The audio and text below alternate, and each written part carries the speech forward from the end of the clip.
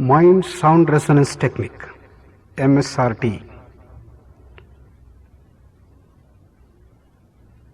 This is one of the advanced techniques that we have been using in VIVEKANANDA KENDRA, Yoga Research Foundation, to deal with all the 5 Koshas, the 5 layers of our existence, call it 5 bodies. We have different techniques. To deal with the Annamaya Kosha, we use the physical exercises, the loosening practices, the Shithilikarana Vyayama,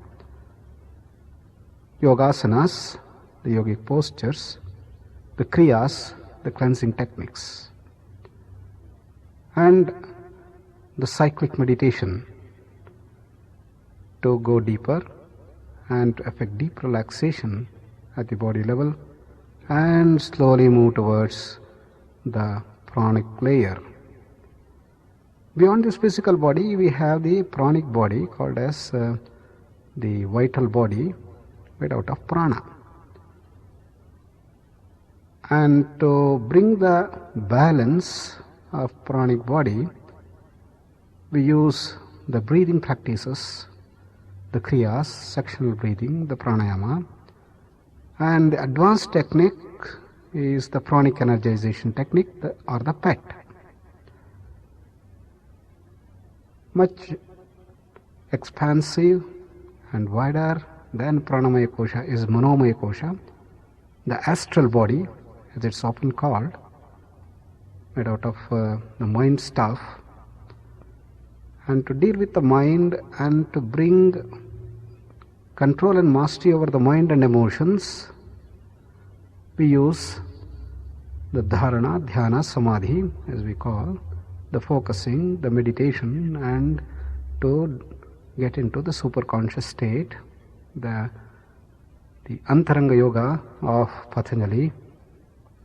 And to deal with our emotions, we use the Bhakti Yoga, the science of emotion culture, mastering our emotions. And the advanced techniques that we use here, mastering the emotions technique, MEMT, mind imagery technique, MIRT, mind sound resonance technique, MSRT. Then comes Vijnanamaya Kosha, much subtler, much wider, more pervasive than the Manomaya Kosha. And this is the sheath of wisdom, the body of Vijnana, and here the knowledge is supreme. If we tune to this level, we have the complete knowledge of the whole creation, the past, present and the future, and almost a stage of perfection, a level of consciousness which the highest of the yogis almost reach. And in Vijnanamaya Kosha, we use the techniques of understanding, analysis, through lectures, through yogic counseling methodology. And the subtle technique we use, the advanced technique that we use, is called as the Vijnana Sadhana Kaushala, or in short, VISAK, V-I-S-A-K. Then the most pervasive, all pervasive almost, which is the Anandamaya Kosha, the body of bliss, the sheath of bliss, the layer of bliss. Here we are just bliss embodied, hardly any differences have come, and we are all one in this phase of Ananda, in this phase of Anandamaya Kosha, in the sheath of bliss. Because it is transcendental, no differences have arisen yet, and we are all one. That is the Anandamaya Kosha. Normally, to bring this Ananda into our lives, we have the working in blissful awareness, as has been postulated and emphasized in Bhagavad Gita. Yogastha kuru karmani sangham tyaktva dhananjaya. It is the yogastha hokar kaam karna. It is to completely tune ourselves to this yoga sthiti or ananda sthiti or the state of transcendence and do the activities. That is yogastaha kuru karmani. and to bring that bliss into our lives and spread in day-to-day life is to improve the quality of life, is to bring bliss into our lives. That is the Anandamaya Kosha operation. And through the Karma Yoga modules that we use, we bring that bliss into action. And the advanced technique of yoga we use at this level is called Anandamruta Sinchana, ANAMS. And today we are going to learn and understand the technique of mind sound resonance technique, MSRT. Well, there are three terms: mind, sound and resonance. What is mind? According to modern science, people for long have been believing that mind is nothing but functioning of the brain cells, and the thinking goes on. If it goes on the left side, it's the verbal mode, the logical brain. If it goes on the right side, it is the emotional, intuitive brain. And this has been our understanding for long. But in recent years, there has been tremendous research and progress in brain research, and people have started believing that there is something beyond mere functioning of the brain cells. Call it mind, call it consciousness and whatnot. We are in the progress of achieving or understanding or getting in-depth knowledge about this separate entity, which is extremely creative. It is a sort of consciousness which can change the function of the brain cells. But according to yoga and spiritual lore, as has been developed in this country, we understand that mind is a conglomeration of thoughts. It's an assemblage of thoughts and thoughts and thoughts.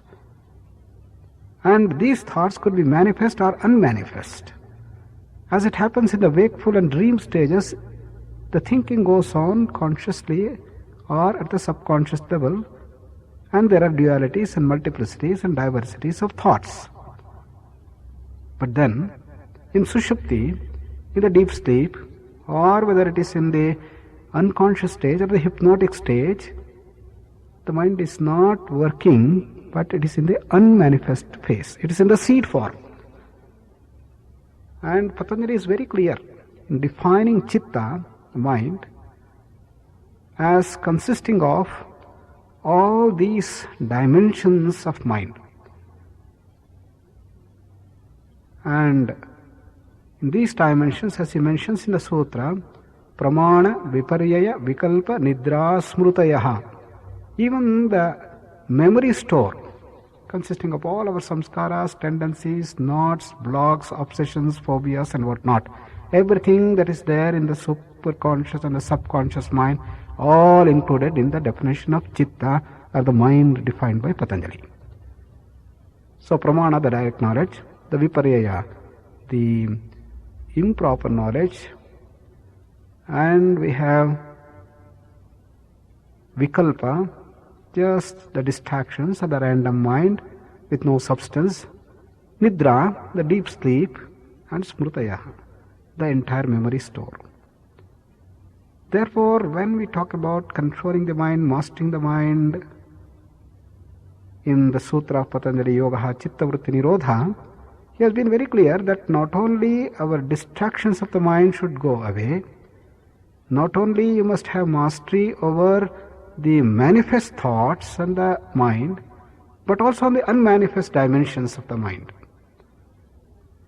And only then there is going to be total mastery and total stoppage of the mind, and which leads us to our causal state.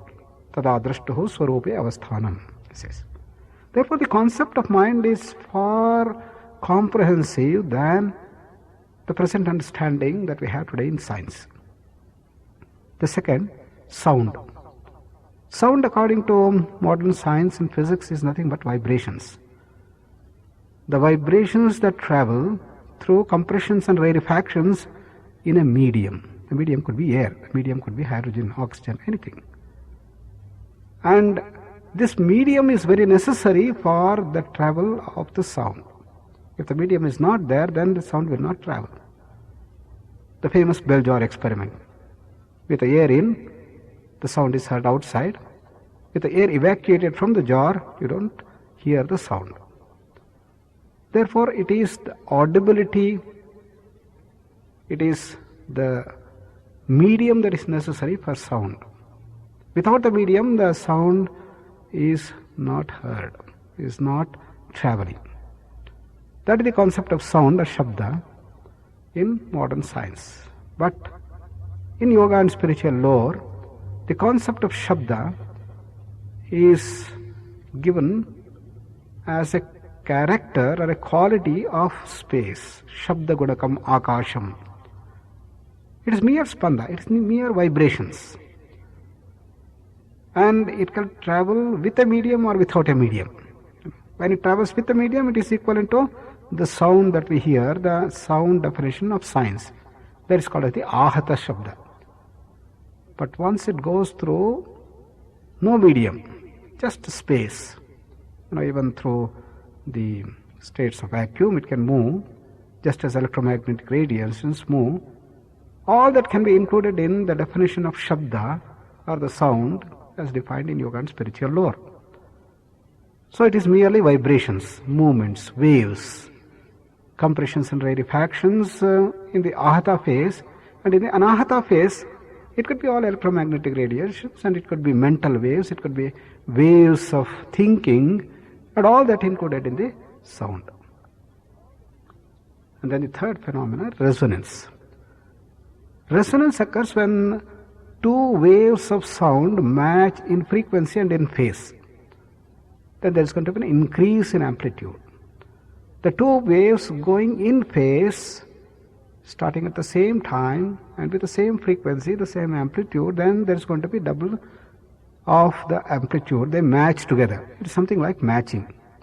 The phenomenon of resonance was found first in Britain when a group of army officials and Jawans were marching across a bridge, and as they reached the end of the bridge oscillated and collapsed down.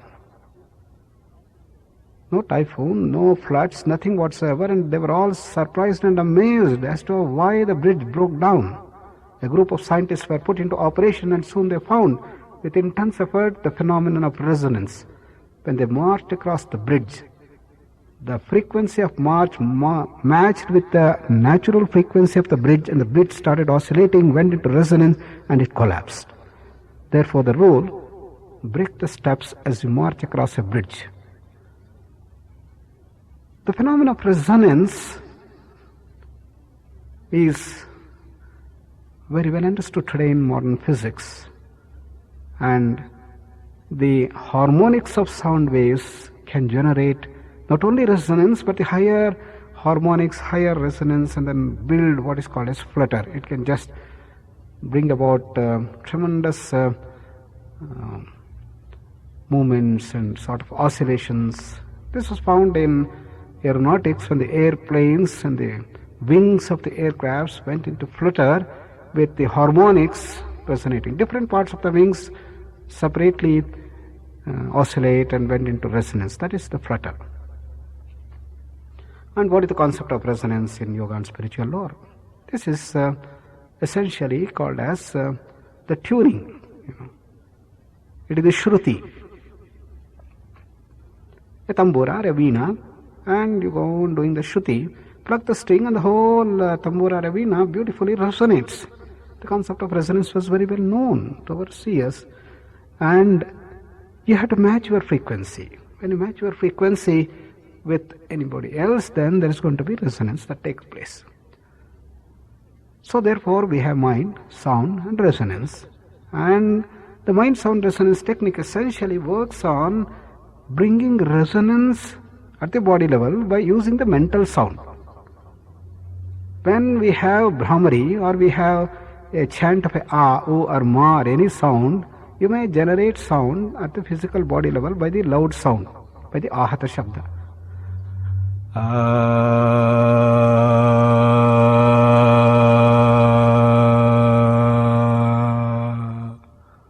You can feel the resonance and the vibrations throughout the body. That's fine, that's resonance. But when you repeat the same sound in the mind, can you generate the resonance in the body level? And that is what MSRT hints at.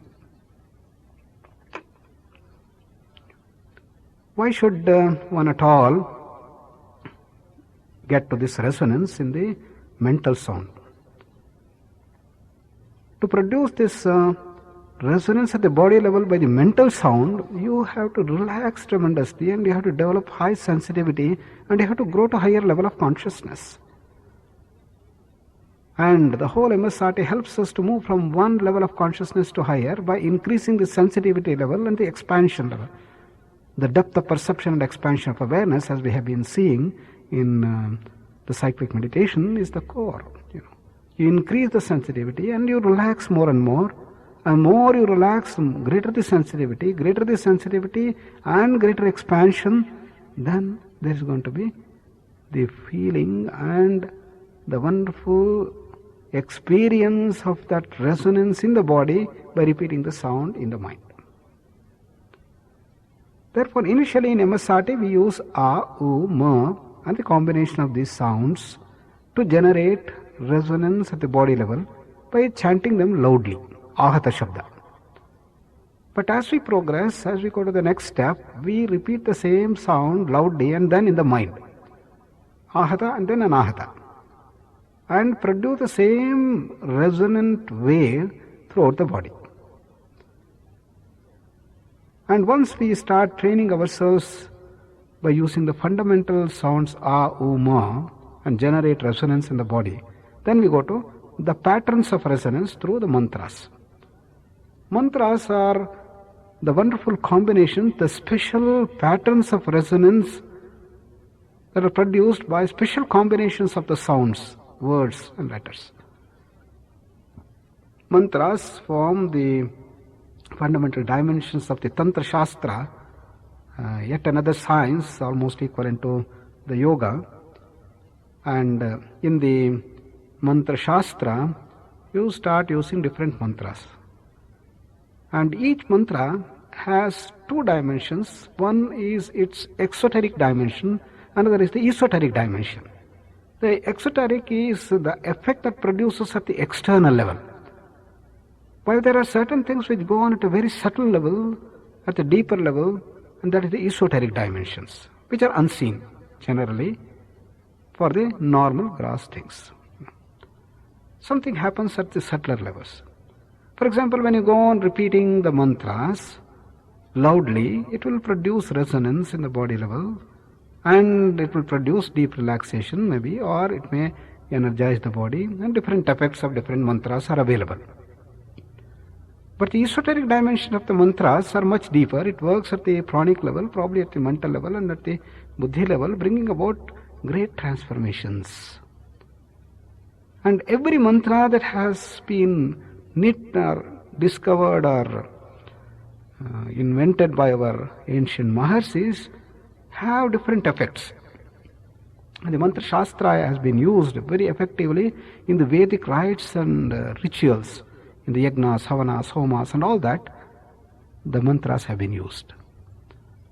And when we use a particular mantra, it has to be chanted properly, it has to be produced with the accuracy that has been prescribed there.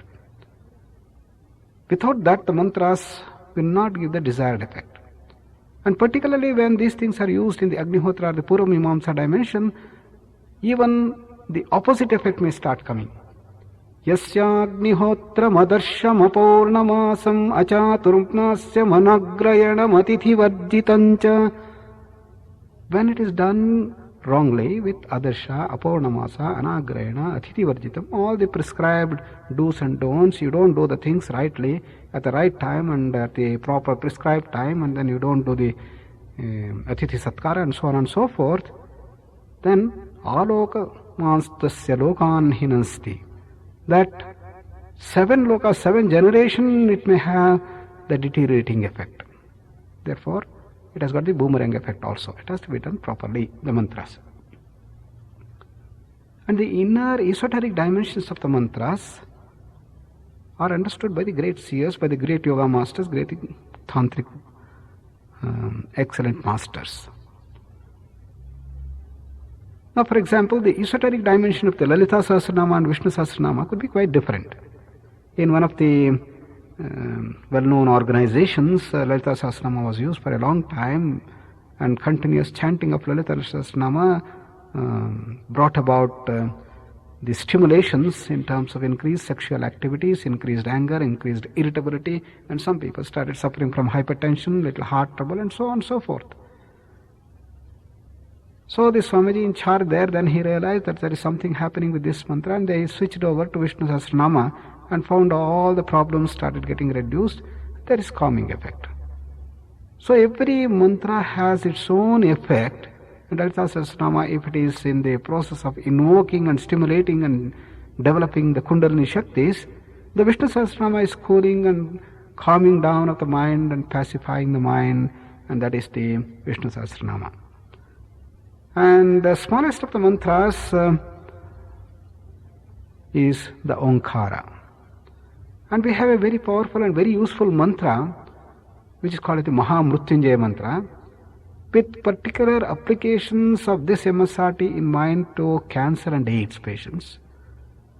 One of the major blocks in these patients is one of anxiety, fear, particularly the fear. To overcome fear, this Mrutyunjaya Mahamrutyunjaya mantra is an extremely useful one. Om Trayambakam Vyajamahe Sugandhim Pushtivardhanam Urvarukamiva Bandhanat Mrutyurmukshiyamamrutat. We offer our salutations to the three-eyed Shiva. Trayambakam Vyajamahe Sugandhim Pushtivardhanam, to spread the fragrance, to increase the vitality, and to release us from the bondage of this mortality, and to raise us to that freedom and that immortality. Just as a cucumber, when it is ripe, it just comes out of the creeper without any effort. Effortlessly it comes down. Urvarukamiva bandhanat mrutyoho mukshiyamamrutat. And that is the prayer to Lord Shiva. And by repeating this mantra, gradually the fear gets vanished, and the patients start gaining confidence. Therefore, we have chosen this Mahamrutyunjaya mantra as the key mantra, which we repeat loudly initially and generate the patterns of resonance, and later on we repeat that in the mind to generate the same pattern of resonant vibrations in the body. Once we start doing that, we start going to deeper and deeper layers of consciousness, and things will start moving, and then we start progressing. The entire sound dimension of the mind is being utilized in this whole practice, in mind-sound resonance technique. And in the end, we allow this vibration to spread, expand and diffuse into that silence, that all-pervasive reality. And we can feel the vibration spreading and spreading and spreading and diffusing into that complete infinite silence. And that infinite silence is the abode of all knowledge, creativity, freedom and bliss. And to stay in that silence, and in that silence to invoke the resolve. The resolve is a positive thought that we have chosen. Every patient can have their own thought, can have their own words formulated, that I am extremely healthy. For example, the entire immune system I have is extremely strong. I am very, very light and energized. I am full with health and vitality. People could choose any thought that they want. And repeat that thought, repeat those words in the mind clearly, and with the bottom of the heart, with the total faith. Ultimately, what we are is what we think we are. If you have very positive thought, then the whole transformation takes place and you are extremely positive. If on the other hand you always start thinking negatively and very critically and say, I am useless, I am weak, I have no energy, I have no faith, and you start becoming weaker and weaker and then petty and small. That's the whole process. Mind is the maker of its own destiny. Manayeva manushyanam karanam bandhamokshayoh. That's the basic philosophy for this resolve. Choose a positive thought and repeat it. Repeat it 9 times. From the bottom of the heart, with the fullest faith, with total sincerity. And slowly the thought gets fructified. And the type of positive thought that you have taken, if it is nearer home, it works soon. If it is far home, it takes a long time. If you take a very, very ambitious positive thought that I am Atman, I am Atman, I am Atman, well, it may take maybe years, it may take generations. But on the other hand, if you say that today I am going to be extremely happy throughout the day, yes, it will start fructifying right away. If you feel that throughout the day I am going to be very relaxed, very comfortable, yes, it may start working. So therefore, choose a thought, choose a resolve which is nearer home. Just a step further from where we stand today. Then it starts working, and as it starts working, the growth starts coming, and the faith develops, and slowly you start going to higher and higher resolves. You can do that. But unless the first resolve is not completed, do not change your resolve, continue the same resolve. And at the end of the resolve, repeated 9 times, we go into the prayer to offer all our growth and our energy to the welfare of the whole world. And that has been the ideals of this country. Sarve bhavantu sukhina, let all people be happy. Sarve santu niramayaha, let nobody suffer from pain and misery and the dukkha. And let everybody progress. Sarve bhadrani pashyantu, realize the truth, reach ultimate reality. And for the peace and peace and peace of the whole universe, and particularly our country, we start working on that. So we end that thing by the chant. Therefore, on the other side, we now give the instructions of the entire practice, and you are welcome to look into these cassettes and put it on and then practice. And any problems you have, you are most welcome to contact us at Prashanti Kutiram, where we run the courses and also we train the people. And wish you all the best. Thank you. Mind Sound Resonance Technique, MSRT. Let's start with the prayer. Om Trayambakam Vyajamahe Sugandhim Pushtivardhanam Urvarukamiva Bandhanat Mrityormukshiyamamrutat. Om Shanti Shanti Shanti. Sit relaxed in any comfortable position that you like. You can even lie down in Shavasana and do this practice, or sit in an easy chair. And many of the cancer patients who cannot come out of their bed lie down on the bed and then do this practice.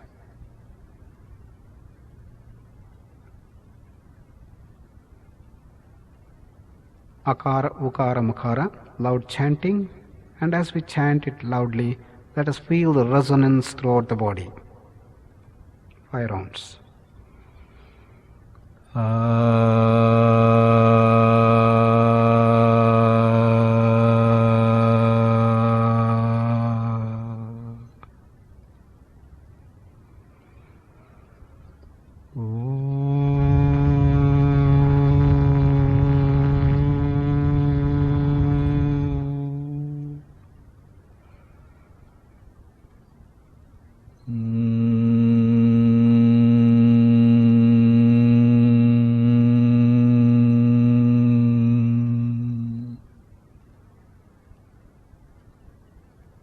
Combine the 3 in a single breath. We'll repeat Om.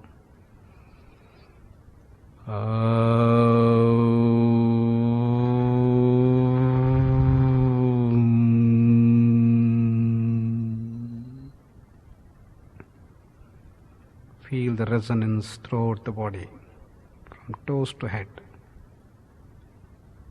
Second round.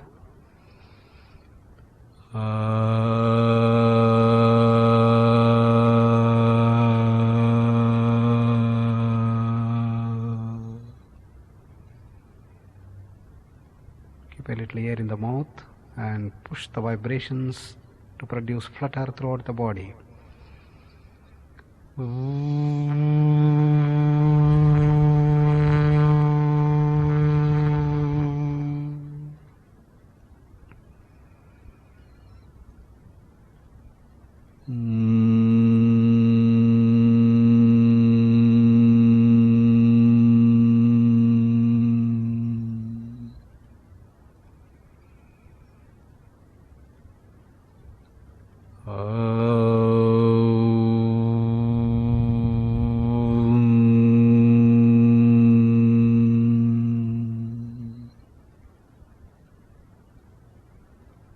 Feel the whole body getting resonated. Third round.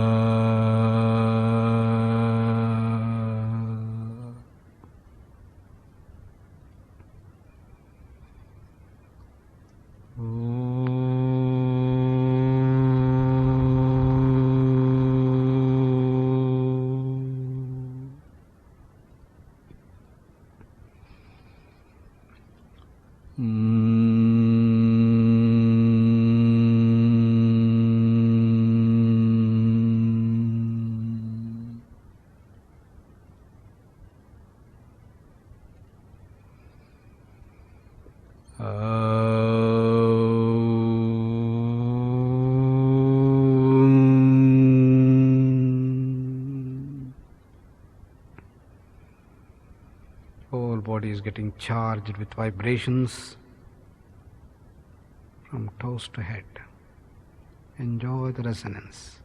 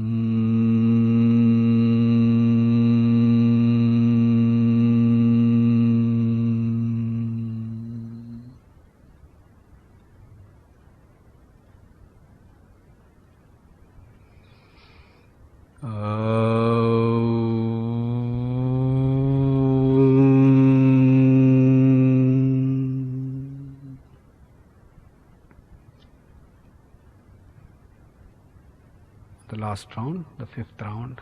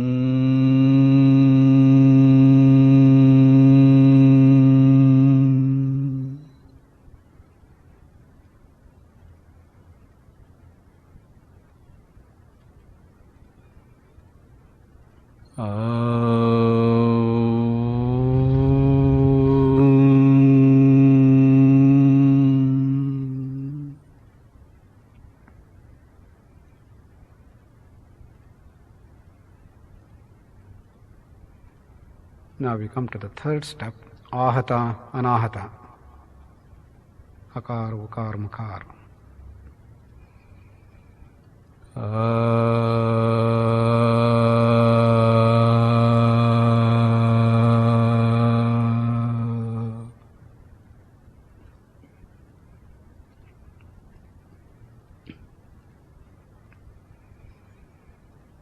Repeat the same akara in the mind and generate the same resonance throughout the body.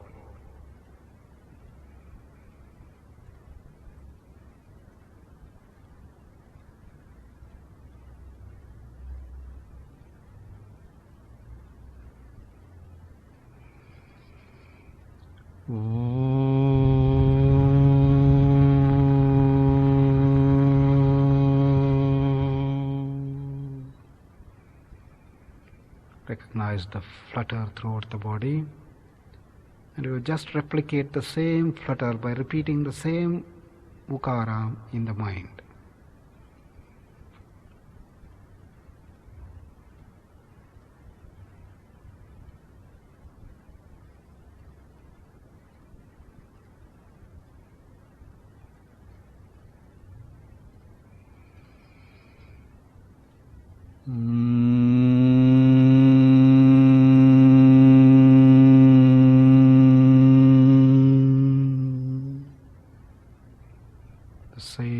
Sound of the bee in the mind and the resonance throughout the body.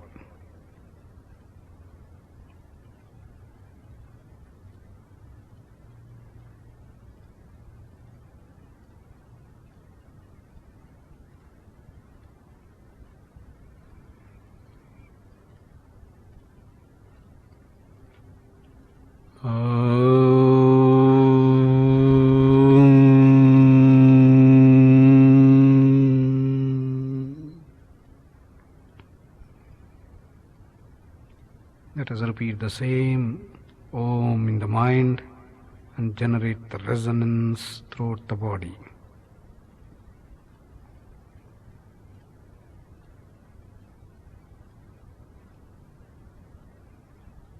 Now the second round, Ahata Anahata.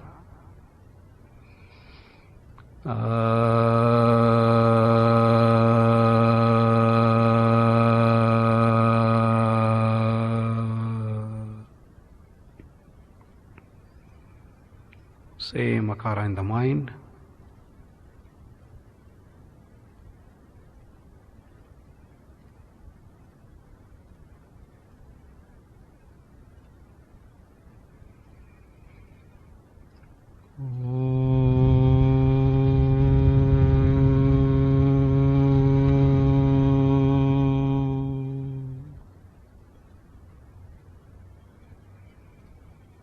Same ukara in the mind and the same resonance throughout the body.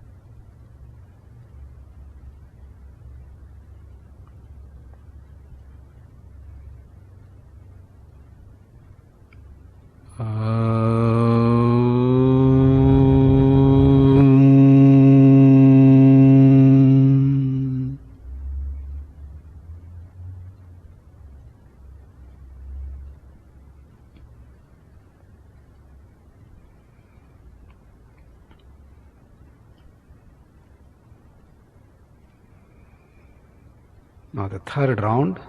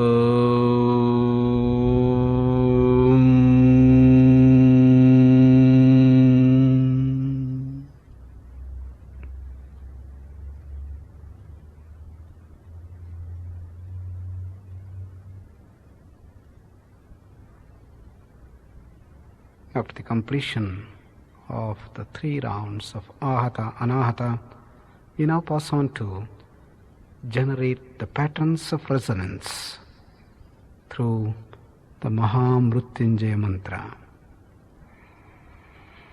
3 times.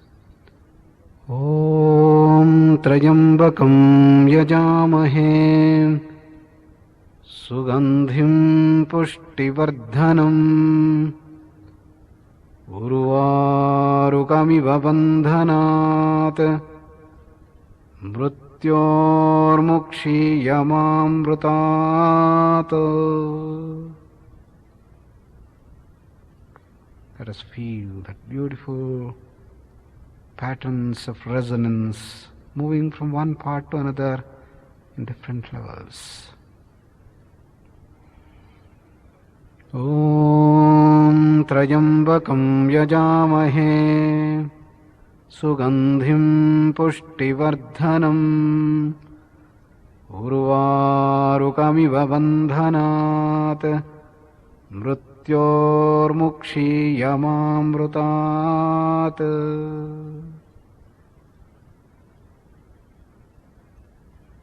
Fine patterns of resonance throughout the body.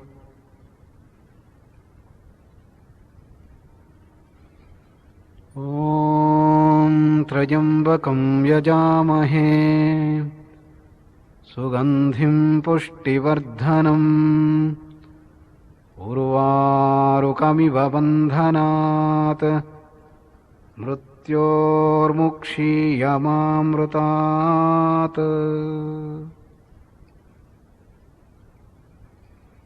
Now we come to the Ahata, Anahata of the Mrityunjaya mantra. Let us again experience that fine patterns of resonance that occur in the body, and we'll replicate it in the Anahata phase.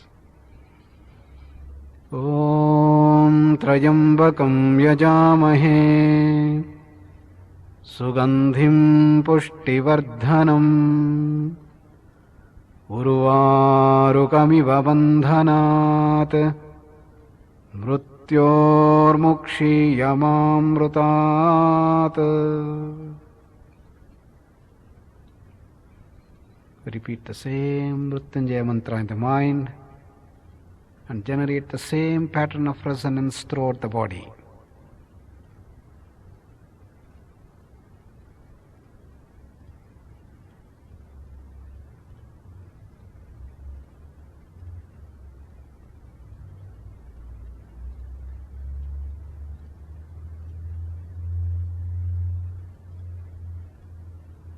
Second round. Om Trayambakam Yajamahe Sugandhim Pushtivardhanam Urvarukamiva Bandhanat Mrityormukshiyamamrutat. The same Mrityunjaya mantra in the mind and generating the same patterns of resonance.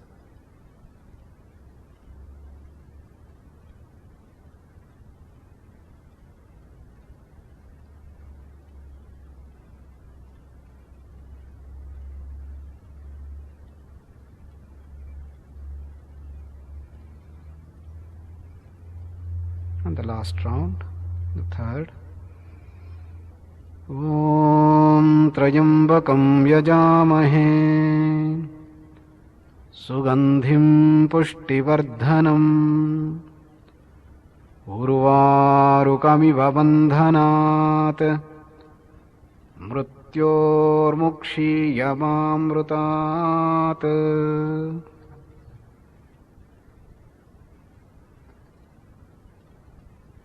Let us repeat the same in the mind, the Anahata, and produce the same patterns of resonance throughout the body.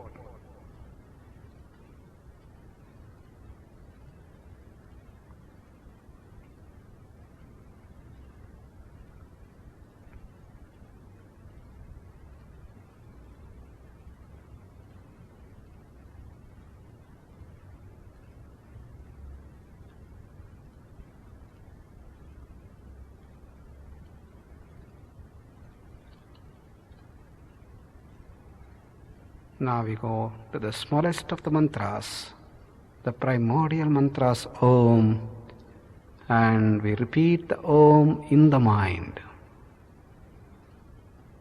Combination of A and Ma, repeated in the mind, Anahata, and generate the same resonance throughout the body. 3 times.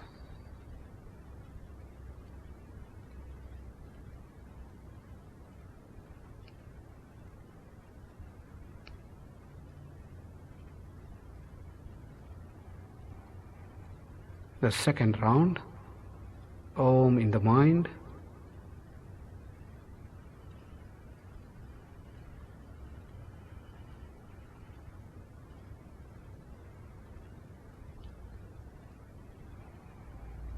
The third round,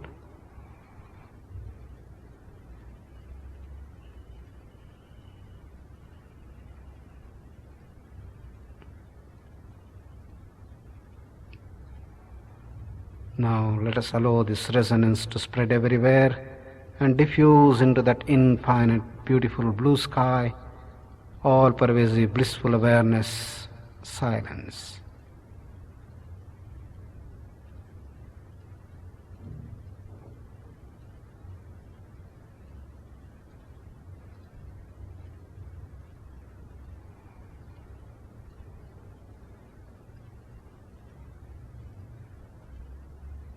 And that all-pervasive, blissful awareness, which is the abode of all bliss, knowledge, creativity and freedom,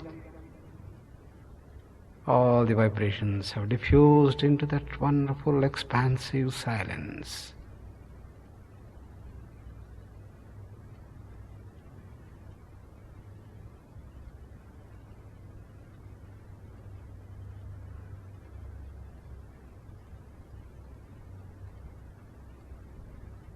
And in that state of silence, let us repeat our resolve 9 times clearly in the mind. Well-formulated sentence. Let us keep the resolve to ourselves and do not disclose, but repeat it 9 times with the bottom of the heart, with the total faith.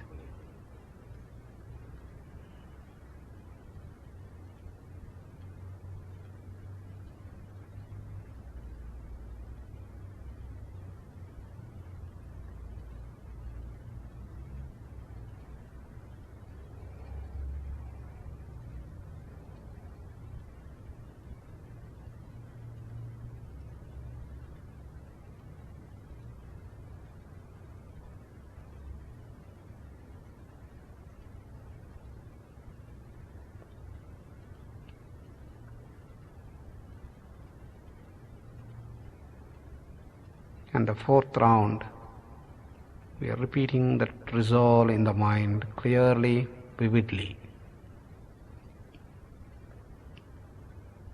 The complete faith.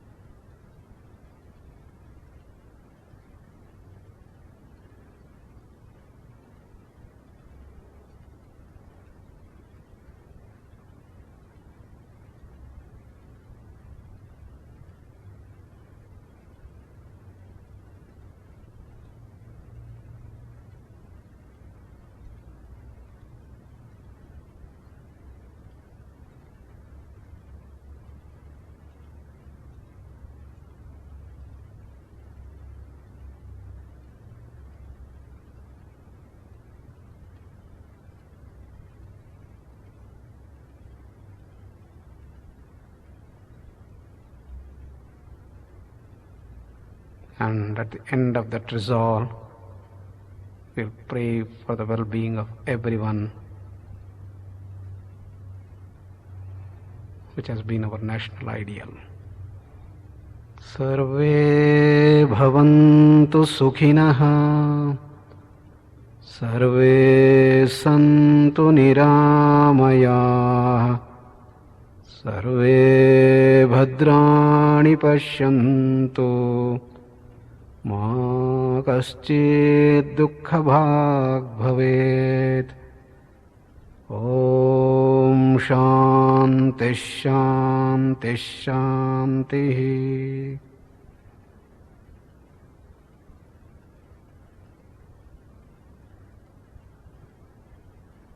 Keep that silence and wonderful awareness with the fine vibrations throughout the day, and develop the progress through momentum gained by repeated practice.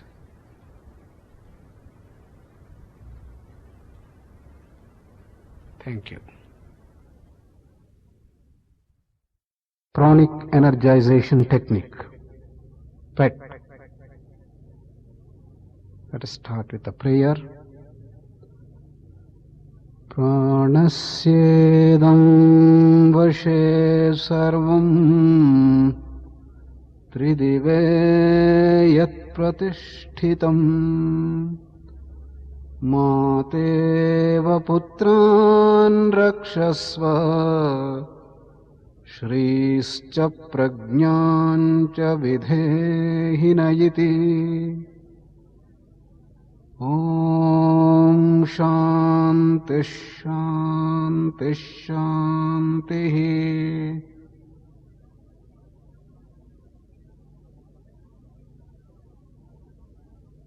Recognition of breath imbalances. Feel the breath at the tip of the nose. Close your eyes, sit relaxed and comfortable. Let all parts of the body relax beautifully.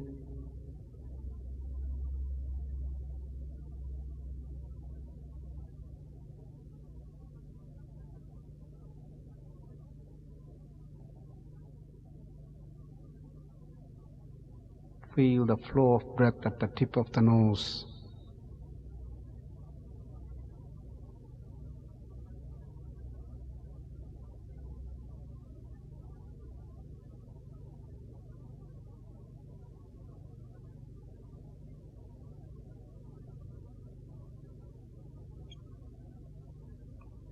Feel the air flowing in and the air flowing out.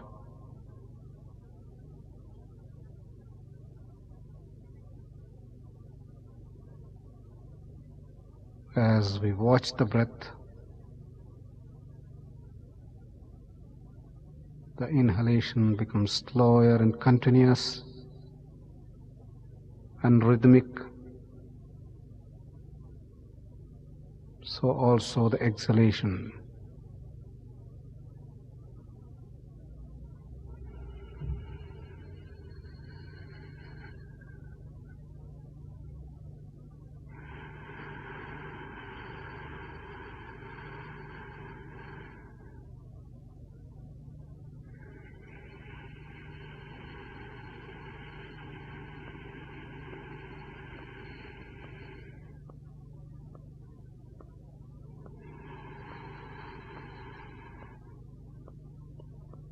Recognize the breath moving in as you inhale, moving all the way up through the nose, down through the throat, trachea, bronchi and lungs. And the breath moving up from the lungs, throat, nostrils and down. Inhale slowly and exhale continuously and slowly.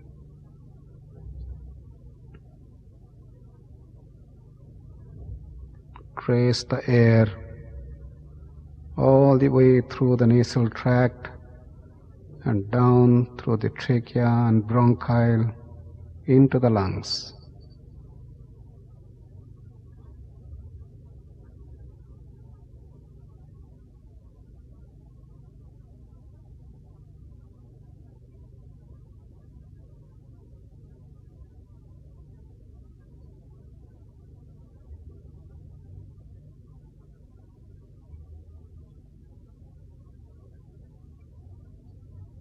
Now recognize the imbalance between the two nostrils. One of the nostrils is more free than the other. And as the breath slows down, the imbalances reduce.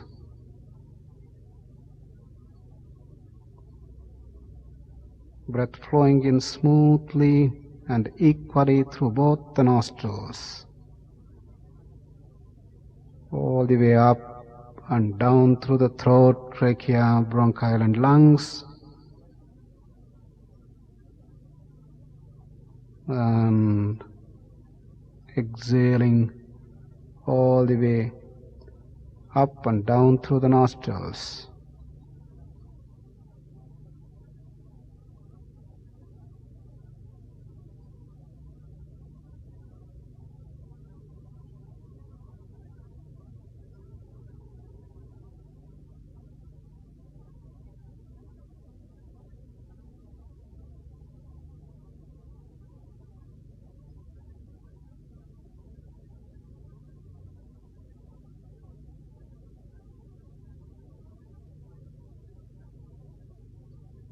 If still the imbalances exist, we can perform Nadi Shuddhi 9 rounds. The breath balanced,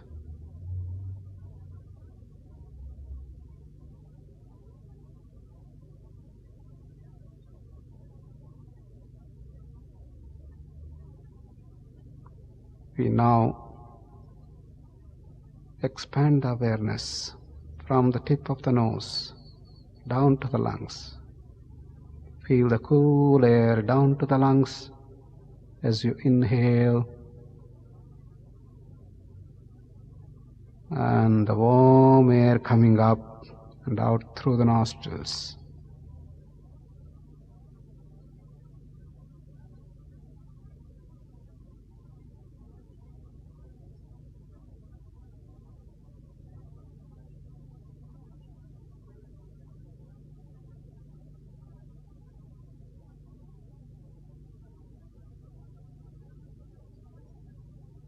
Let us continue for 9 rounds, inhalation and exhalation forming 1 round.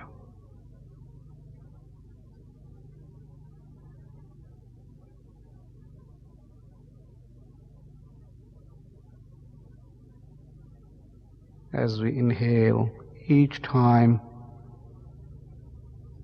feel the cool air all the way up through the nostrils, well balanced, down through the throat, trachea, bronchi and lungs, and the warm air coming up and down through the nostrils.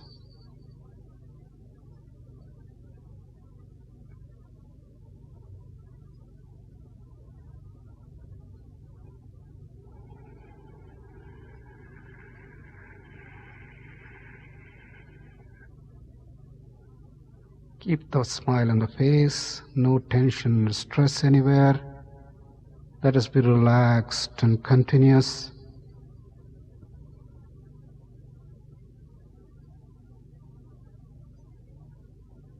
Whole body relaxed each time we exhale.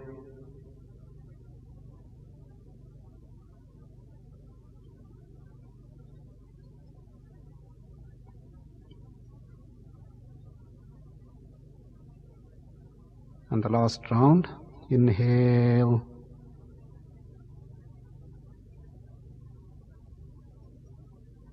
and as we exhale, let us feel the warm air coming up and down through the nostrils. complete surface awareness.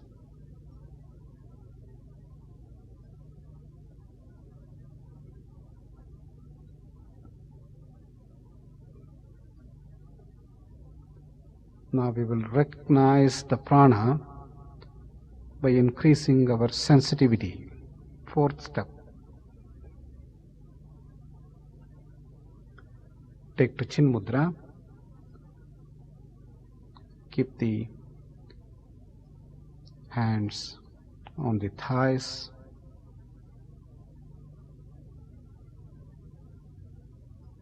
As we touch the tips of the thumbs with the tips of the forefingers, feel the nerve impulses traveling up all the way to the brain.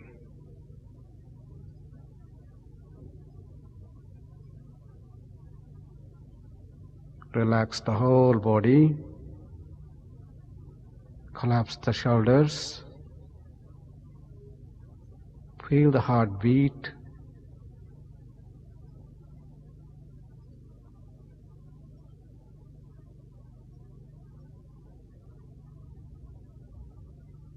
Again, touch and release the tips of the fingers of the thumb and the forefinger. Each time we touch, feel the nerve impulses jumping up to the brain. Trace the entire nerve impulse traveling up through the arms to the brain. Touch and release, touch and release.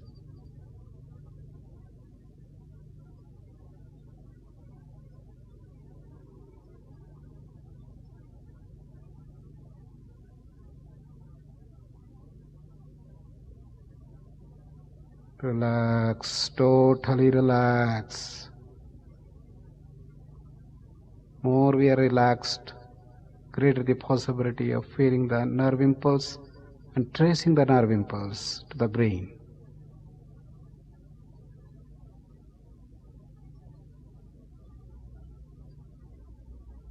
Chinmaya Mudra. Fold the fingers, touch the tips of the fingers to the palms, and feel large number of nerve impulses traveling up through the arms, through the neck, into the head. Now let us just press and reduce the pressure, not losing the contact.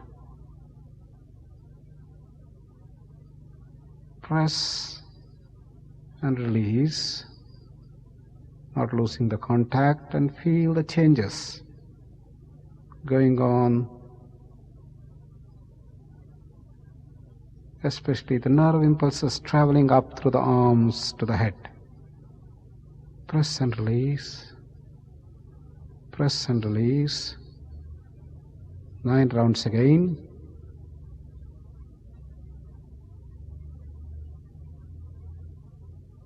The face should be smiling and relaxed. No tension anywhere.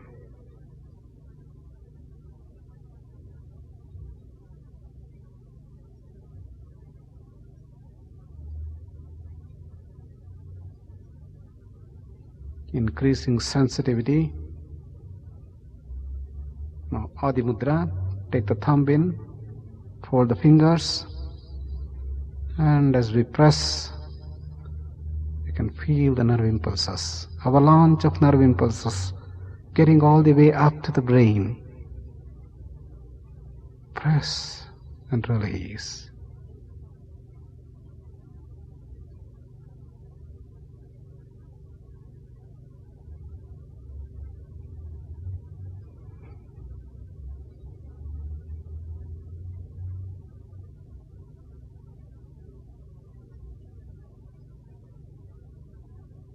Each time we press, avalanche of nerve impulses shoot up to the brain. In 1/10 of a second, the nerve impulses reach the brain. Feel Let us feel the nerve impulses vividly.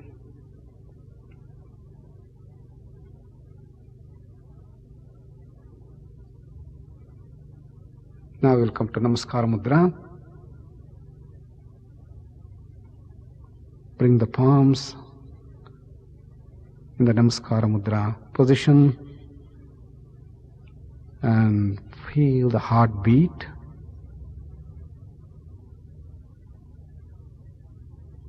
And the pulse. Feel the palms.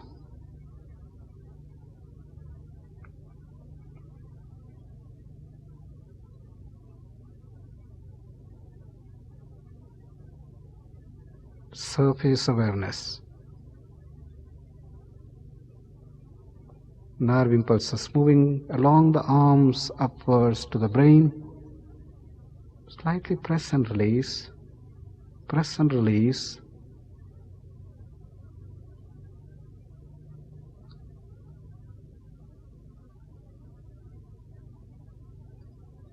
Each time we press, avalanche of nerve impulses shoot up to the brain.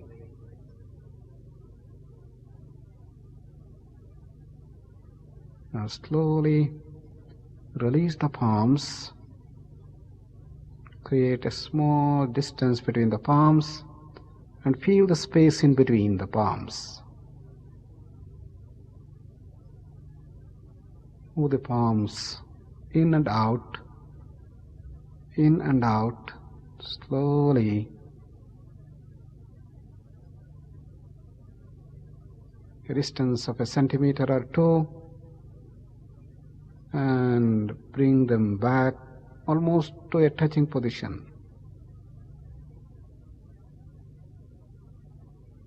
Feel the space in between. The palms are getting sensitized.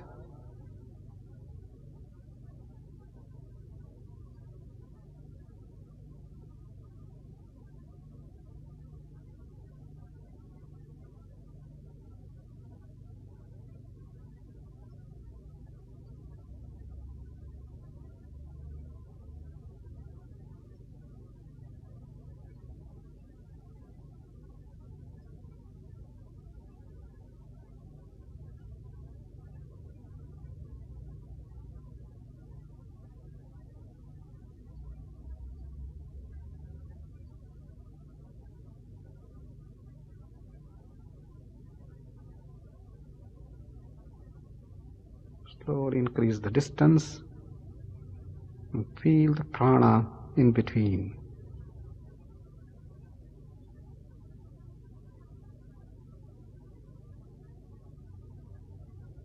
Now let us slowly churn the palms by rotating the palms in clockwise and anti-clockwise directions.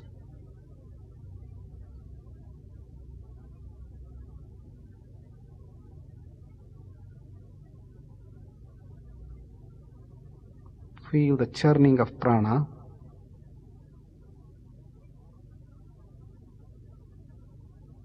Clockwise, anti-clockwise.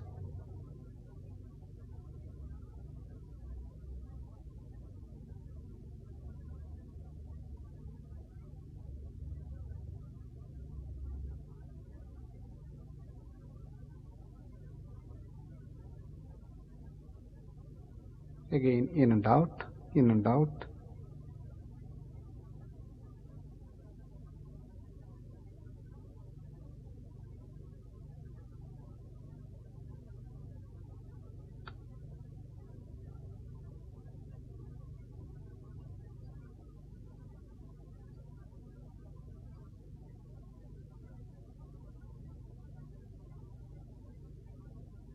As we sensitize the palms more and more, you can clearly feel the prana, and somewhere in the body the prana shows up. Maybe in the face, maybe in the forehead, maybe in the back, maybe in the thighs.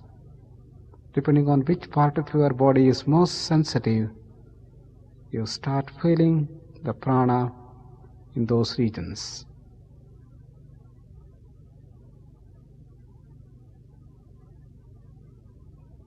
Just relax, smiling face, no tension anywhere.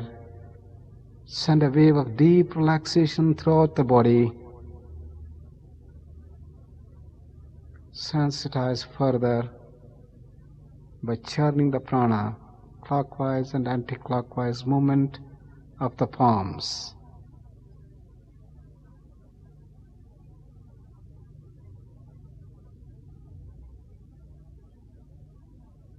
And slowly the prana starts moving in different parts, and we get ready to the next step, rotation of prana and pranic energization.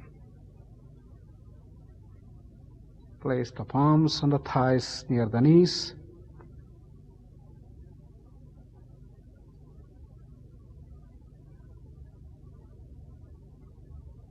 Let us start moving the prana from the toes all the way up on the right side first.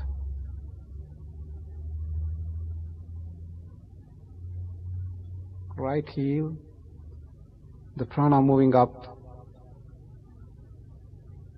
all the way up the calf muscles, the hamstring muscles, thigh muscles, right buttocks muscles moving up, coming slowly up on the back, lower back, only the right portion. Prana moving up smoothly along the right portion of the spinal canal and the back muscles, and as the prana moves up through the dorsal region, the prana also starts moving up from the right palm, right arm, right shoulder, and joining with the prana coming up through the back, right portion of the neck, coming up through the right portion of the head at the back. Slowly the prana is moving up to the topmost, that's the crown region, to the right portion, and coming down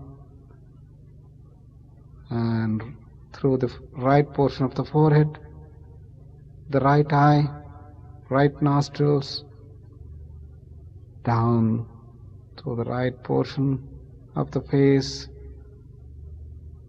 the chin muscle, down through the neck and right portion of the thorax muscles, down spreading through the abdominal muscles on the right side, coming all the way down, right thigh, right knee, the kneecap,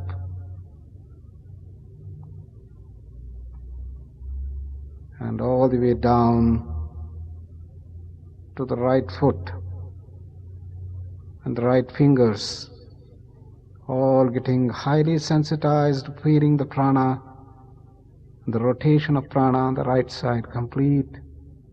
We pass on to movement of prana on the left side.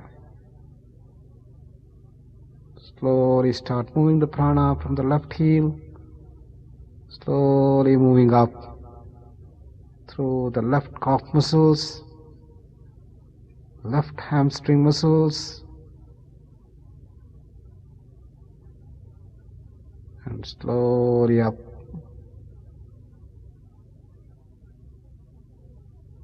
left buttocks muscles, moving up through the left portion of the back now to bring the balance, left coccyx region, left portion of the spine, left dorsal region,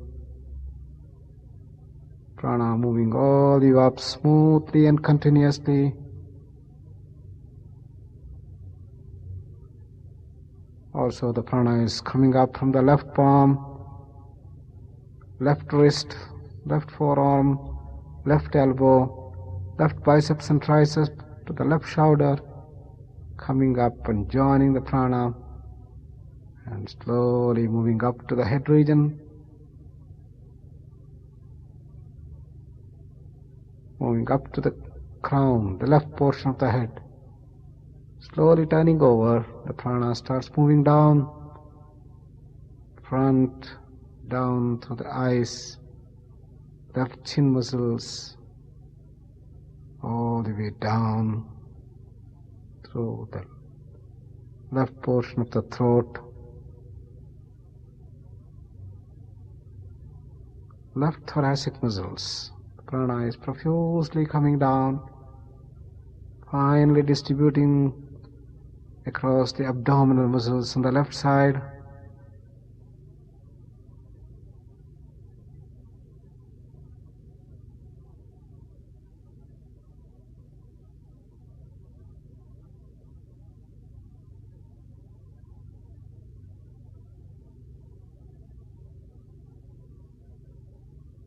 All the way down through the left side, left thigh, left knee, and the left foot. Now we'll rotate the prana on both sides. Feel the prana moving up through both the heels, the calf muscles, the hamstring muscles.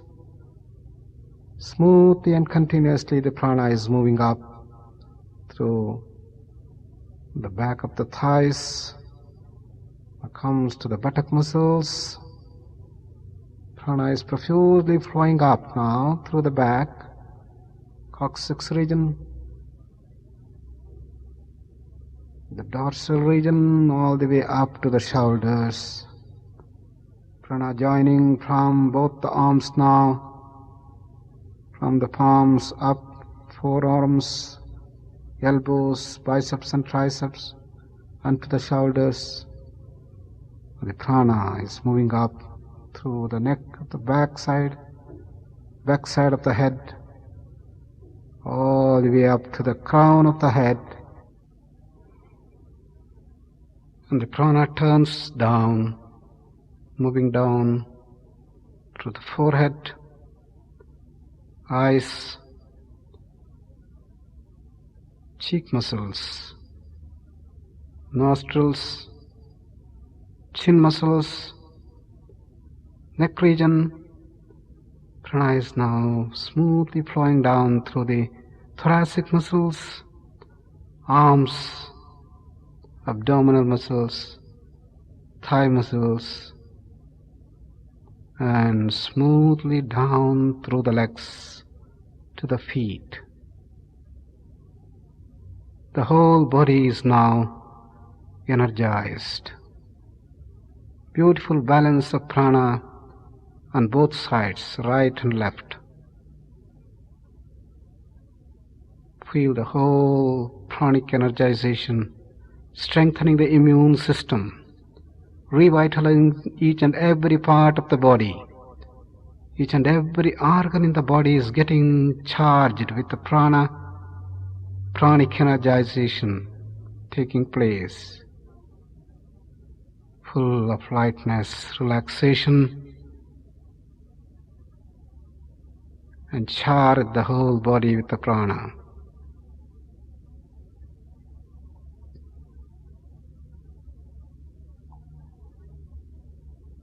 Feel each and every organ and cell in the body getting energized with prana. Now the prana is spreading, diffusing into silence, expanding more and more into the pranic body, expanding further into that infinite beautiful blue sky, Ananta Samapatti, the blue sky.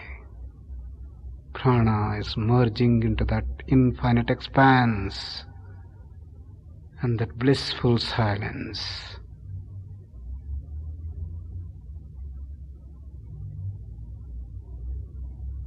The abode of knowledge, bliss, creativity and freedom. That's our causal state.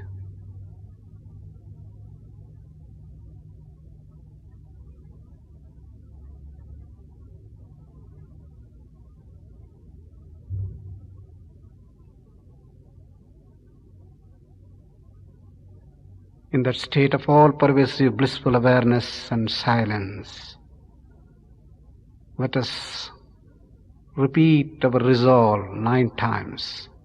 A positive thought, short.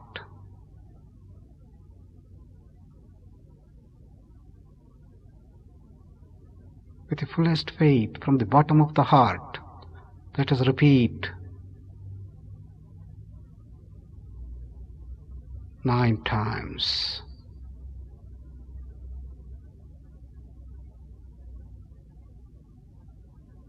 And now we will close this session with salutations to prana and for the welfare of everyone. Sarve bhavantu sukhinah, sarve santu niramayah, sarve bhadrani pashyantu, ma kaschid dukkha bhag bhavet. Om Shanti Shanti Shanti. Pranic Energization Technique.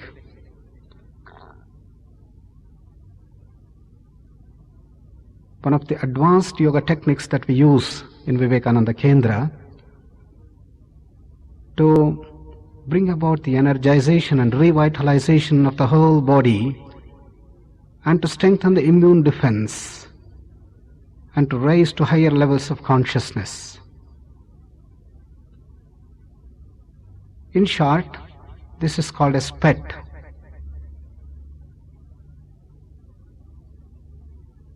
Pranic energization technique consists of 2 aspects, prana and energization. Let us try to understand what is prana and then come to understand what is energization. Prana is the basic fabric of this entire universe. Everything is made out of prana, says the Upanishad, Prashna. According to Prashnopanishad, prana is the basic fabric of all the 3 worlds, as has been portrayed in the prayer which we use in the PET. Pranasyedam vashe sarvam Tridive yat pratishthitam Mateva putran rakshasva Shrischa prajnancha vidhehinayiti. Pranasyedam vashe sarvam Tridive yat pratishthitam. All that exists in the 3 worlds are nothing but prana. And it is the prana that governs and controls everything. It is the very basic fabric of this creation. Modern science has understood that it is energy at the base of this entire physical universe, whether it is a stone or a tree or a cement or a concrete or a steel. Everything is nothing but energy, energy, energy. At one time we thought energy and matter are 2 different basic bricks of this universe. Thanks to Einstein and theory of relativity, we understood that it is all energy. Matter is nothing but bottled up energy. As you go on increasing the frequency of energy, it turns itself into matter. Matter can be diffused back into energy. Tremendous amount of energy is packed into the so-called inert matter. Take a gram of uranium, convert it into energy. The amount of energy that you get is equivalent to burning 2,000 tons of coal. Such tremendous energy which can blast the entire universe has been contained in this matter. So we know that energy is the basic fabric of this entire physical universe. Having understood that, science is in a turning point. As Fritz of Capra says in his famous bestseller, Turning Point, We are now moving ahead from the physical universe to things which are beyond, to understand what is prana, mind, emotions, intellect, consciousness, gods and goddesses and whatnot. It's in this transition that we lay today in science, moving ahead through our research. Our ancient Indian masters, the researchers I call them, the great Maharshis, had understood the entire universe in its totality. And it is the prana. It is the prana which is the basic fabric of this entire universe. And prana is nothing but movement, spanda, vibrations. So it is the prana that comes out of this pure consciousness. And it is through the multitudes of permutations and combinations of this pranic vibrations that the entire universe has been created. Even the I, the memory, the buddhi, the manas, the emotions, the body, the matter, and everything created out of that prana. Just as energy has created this entire physical universe in its multitudes, varieties and diversities, the prana has created this entire universe. And on one end of the spectrum is the physical universe, and then we have the plant kingdom, the animal world, the human kingdom, and the superhuman heights of existence and consciousness. Beyond the human beings we have the Gandharva Loka, Yaksha, Kinnaras and so on, the Devalokas and the Brihaspati Loka and the Brahma Loka as it is told. With increasing freedom and happiness and power in each of these lokas. And it is the prana that manifests in various levels. And as prana starts getting more and more evolved, if you can use that term, as the prana becomes slower and slower, as the vibrations spread more and more expansiveness, there is greater and greater freedom and greater happiness, greater and greater power and knowledge. And we move from the grosser consciousness to the subtler ones and still higher ones, and reach the heights of pure consciousness in its ultimate level. Call that Atman, Brahman, or Paramatman, or ultimate reality. And that is beyond all movements, all space, time and causation. And it has been beautifully described. Yattadadreshyamagrahyamagotramavarnam achakshushrottram tadapanipadam. It is the one which cannot be grasped, seen, heard, which cannot be conceived, it cannot be imagined. And that is the transcendental. That's our causal state, that's our original state. That is one end of the spectrum. And on the other end of the spectrum we have the grossest of the grass, the matter, the mineral world. And that entire spectrum, the basic fabric of this entire spectrum is nothing but prana. Just as we have energy spectrum, we can conceive of the pranic spectrum. And the whole process of creation is from pure consciousness down to the grossest of the matter and the mineral world. While the whole process of growth or evolution is to move from the gross to the subtle, to move from the mineral world to animal level to human beings, the normal human beings, great human beings, superhuman beings, divine human beings, and reach divinity itself. And that is the whole process of growth. That's the whole process of acceleration of one's growth. And the tool for that is yoga. Yoga is the science of total living, by which man can elevate himself to heights of greatest perfection. Therefore, prana is the basic fabric of this entire universe. And the whole creation is nothing but permutations and combinations of these vibrations of prana. Well then, what is the difference between energy and prana? Energy cannot move by itself. You need to switch on a button to bring electricity into our bulbs. You have to switch on to make your generators work or the rockets go up. It is jada, as often is mentioned. The freedom to move by itself is least here. While as prana starts evolving, the freedom of movement becomes more and more, more and more. And when it comes to the level of the mind in the human beings, it can do and undo things. Kartum, akartum, anyatha kartum shaktaha, you say. To do or not to do, or do it in a different way. We have the freedom. That's the mind. Therefore, as the prana evolves more and more, the freedom starts becoming more and more, and it can move by itself, it can change by itself, it can modify itself, it can transform by itself. That is the speciality of prana. Call it, it has a chaitanya, it has got the consciousness that it can transform itself, it can move by itself, is the first symptom of life. In the cells we say the prana has come, and there is movement, locomotion, reproduction. While in a stone you don't see any of such movements of locomotions. And therefore it is this swatantra, it is not merely the jadatva, it is the freedom to change by itself, move by itself. That is the feature of prana. Therefore, on one end of the spectrum, this freedom is almost lost as if in the material world, the mineral world. While as we start growing up to higher and higher stages, you find the freedom increasing. And the whole process of growth is nothing but to increase this freedom and thereby get a greater and greater knowledge, greater and greater freedom, greater and greater energy.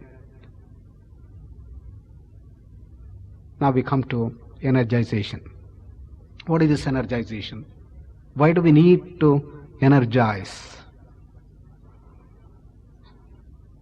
Energization is to revitalize ourselves, is to increase the energy levels, is to strengthen ourselves, is to increase our capacities. Particularly when the immune system has become weak, or if the immune system is depressed, or as in chronic fatigue syndrome, there could be chronic fatigue in the body. In such cases, you need to prop up the whole body by revitalization, by re-energization. We can energize the body by various means. By reducing the stress, by deep relaxation techniques, the stress can be reduced, tensions can be reduced. Therefore, the natural energy in the body will start increasing. For example, the stresses have the immunodepressant action. Once you release the stress and the tension, the immunodepressant action is going to reduce. The immune system slowly starts coming up, powering up. However, to bring about the energization, we can use the different energies available within us. We can use the pranic energy, the mind energy, consisting of what we call as the will power. Or we can use the intellectual energies or the emotional energies by which we can revitalize the whole system. Such revitalizations can increase the strength of the immune system and thereby can probably bring an effective improvement in the cancer patients or even in AIDS, and probably bring about the metamorphic transformations in the cells in most of the dreaded diseases. And for the normal ones, it is a high level of energy with which people work and never get tired, working 16 hours, 18 hours, 20 hours a day, and you never feel tired. Therefore, energization has been one of the most important dimensions of the yogic growth. In this particular technique, the PET, Pranic Energization technique, we use the pranic energy to prop up the immune defense, to increase the strength of the immune system, and with a particular application to deal with cancer and AIDS. Here, one has to recognize the prana shakti. How to recognize the prana, how to use this pranic energy is the subject matter of this particular technique called PET. Having understood what is prana and what is energization technique, in brief, we now go over to some of the details of the technique itself. The first step is to recognize the flow of breath through the nostrils. By closing the eyes and relaxed, you sit and watch the breath and feel the breath at the tip of the nose. Slow breathing going in and the breath coming out. Feel the inhalation, feel the exhalation from the tip of the nose. And if you can sensitize the tip of the nose, you can very clearly feel the movement of air coming in and the air going out. And you can start feeling the discontinuities, the jerks, the speed of breathing, and the rush and probable blocks in breathing. But as you start watching, automatically the breath starts getting continuous. And if you leave sufficient time, as it is done normally in the Vipassana techniques, you will find that the breath automatically slows down, becomes continuous, slow, rhythmic. And then you start recognizing the imbalance between the left and the right nostrils. As you breathe in, sometimes the left nostril is freer than the right, sometimes the right is more free than the left. This change goes on. Once in 3 to 4 hours in a day, there is change of nostril flow. For long, people did not understand the physiology of this alternate nostril breathing.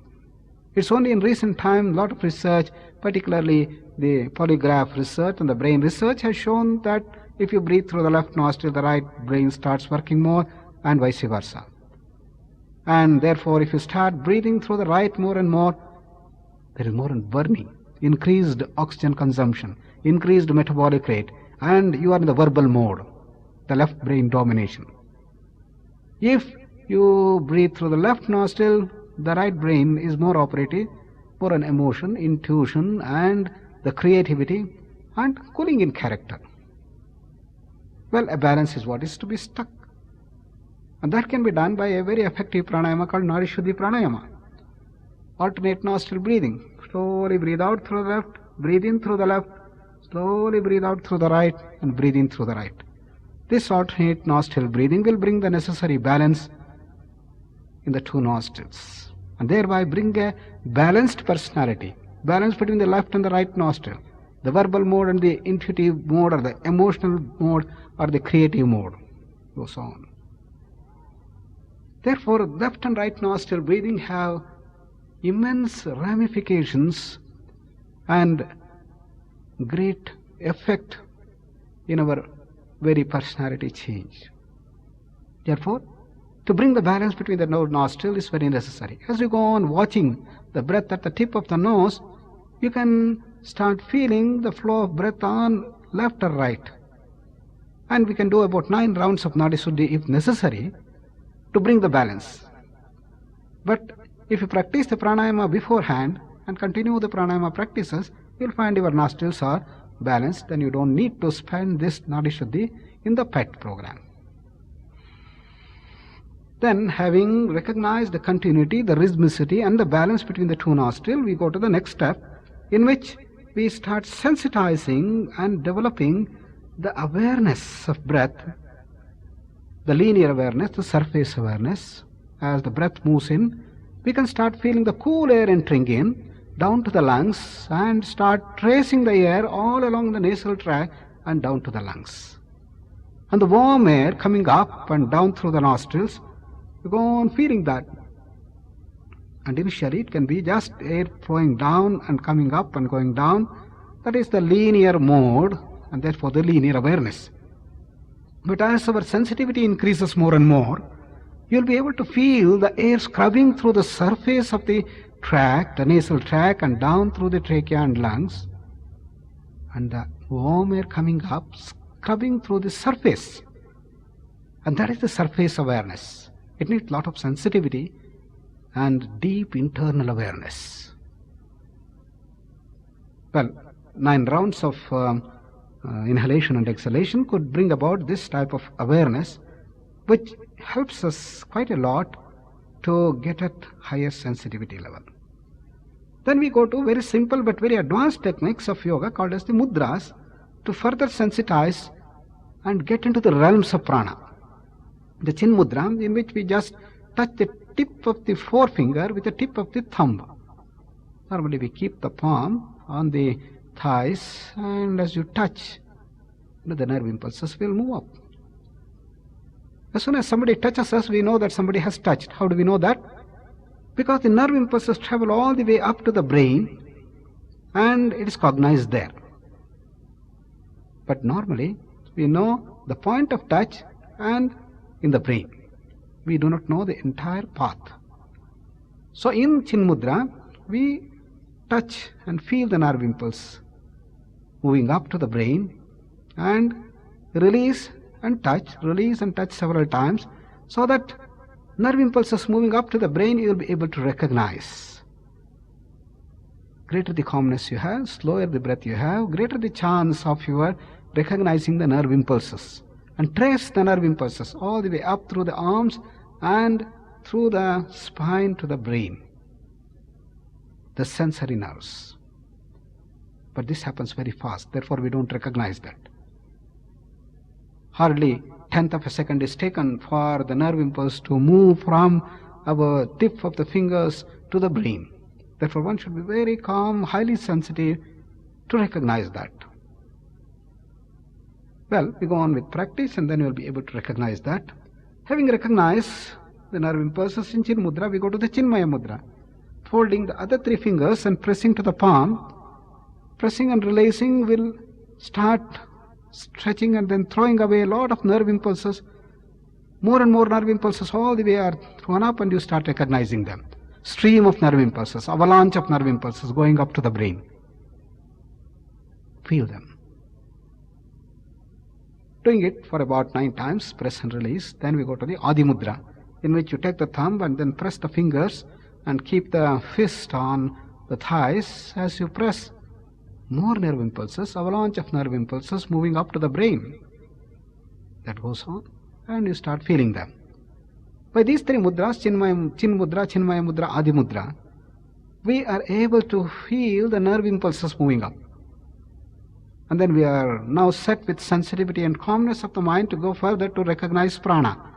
Now we use Namaskar Mudra.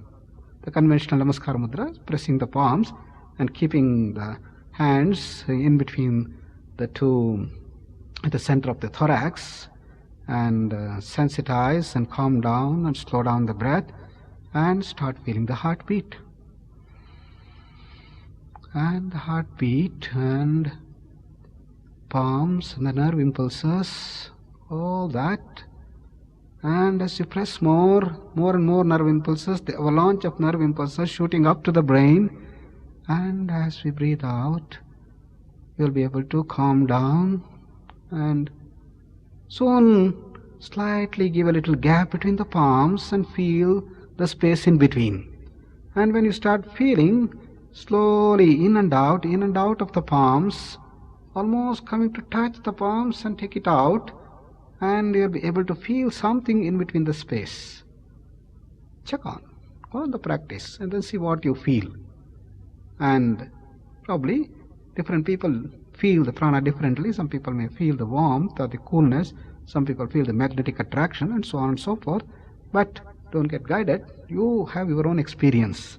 Expand, separate it out and bring it in, go on doing it several times, so that the palm gets more and more sensitive, As the sensitization increases, you'll be able to feel the prana there.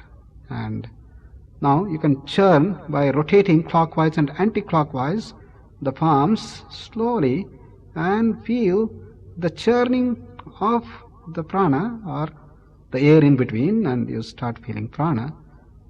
And by then, sufficient sensitivity takes place, and that sensitivity will help the prana to move. In some part or other of the body, you start feeling something moving. Maybe like an ant, or maybe like a flash of light, or maybe like electric shock, or it could be like a little scratch, And, well, how does it differ from nerve impulse? The nerve impulse has got a fixed speed. It moves all the way up from the point of contact to the brain. While the prana can move in the opposite direction. It can move across, The spatial limitation is no more there. And it can be very, very slow, or it can be very fast. It can be as slow as crawling up an ant, or it could be like a lightning. Yadi tad vidyuto vidyutara, as it is often said. Or it can be just stagnant there, just energizing that area. That's how we can differentiate the pranic flow in the body from the nerve impulses. Well, then once you recognize, half work is done. Recognition is half the solution. You recognize the prana as something different from prana, different from prana being different from the nerve impulses, and it is different from the blood flow, it is different from the breathing, it is different from all that we know in the physical body.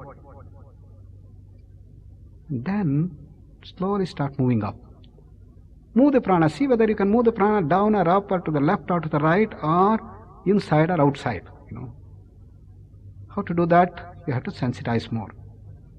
If necessary, you can put the palms on that region where you start feeling the prana. Some people feel it on the cheek, somebody on the forehead, somebody on the temple, somebody on the back, maybe at the lower back near the base of the spine, or somebody can feel in the legs in different parts. Fine, does not matter. It depends on which part of your body is most sensitive.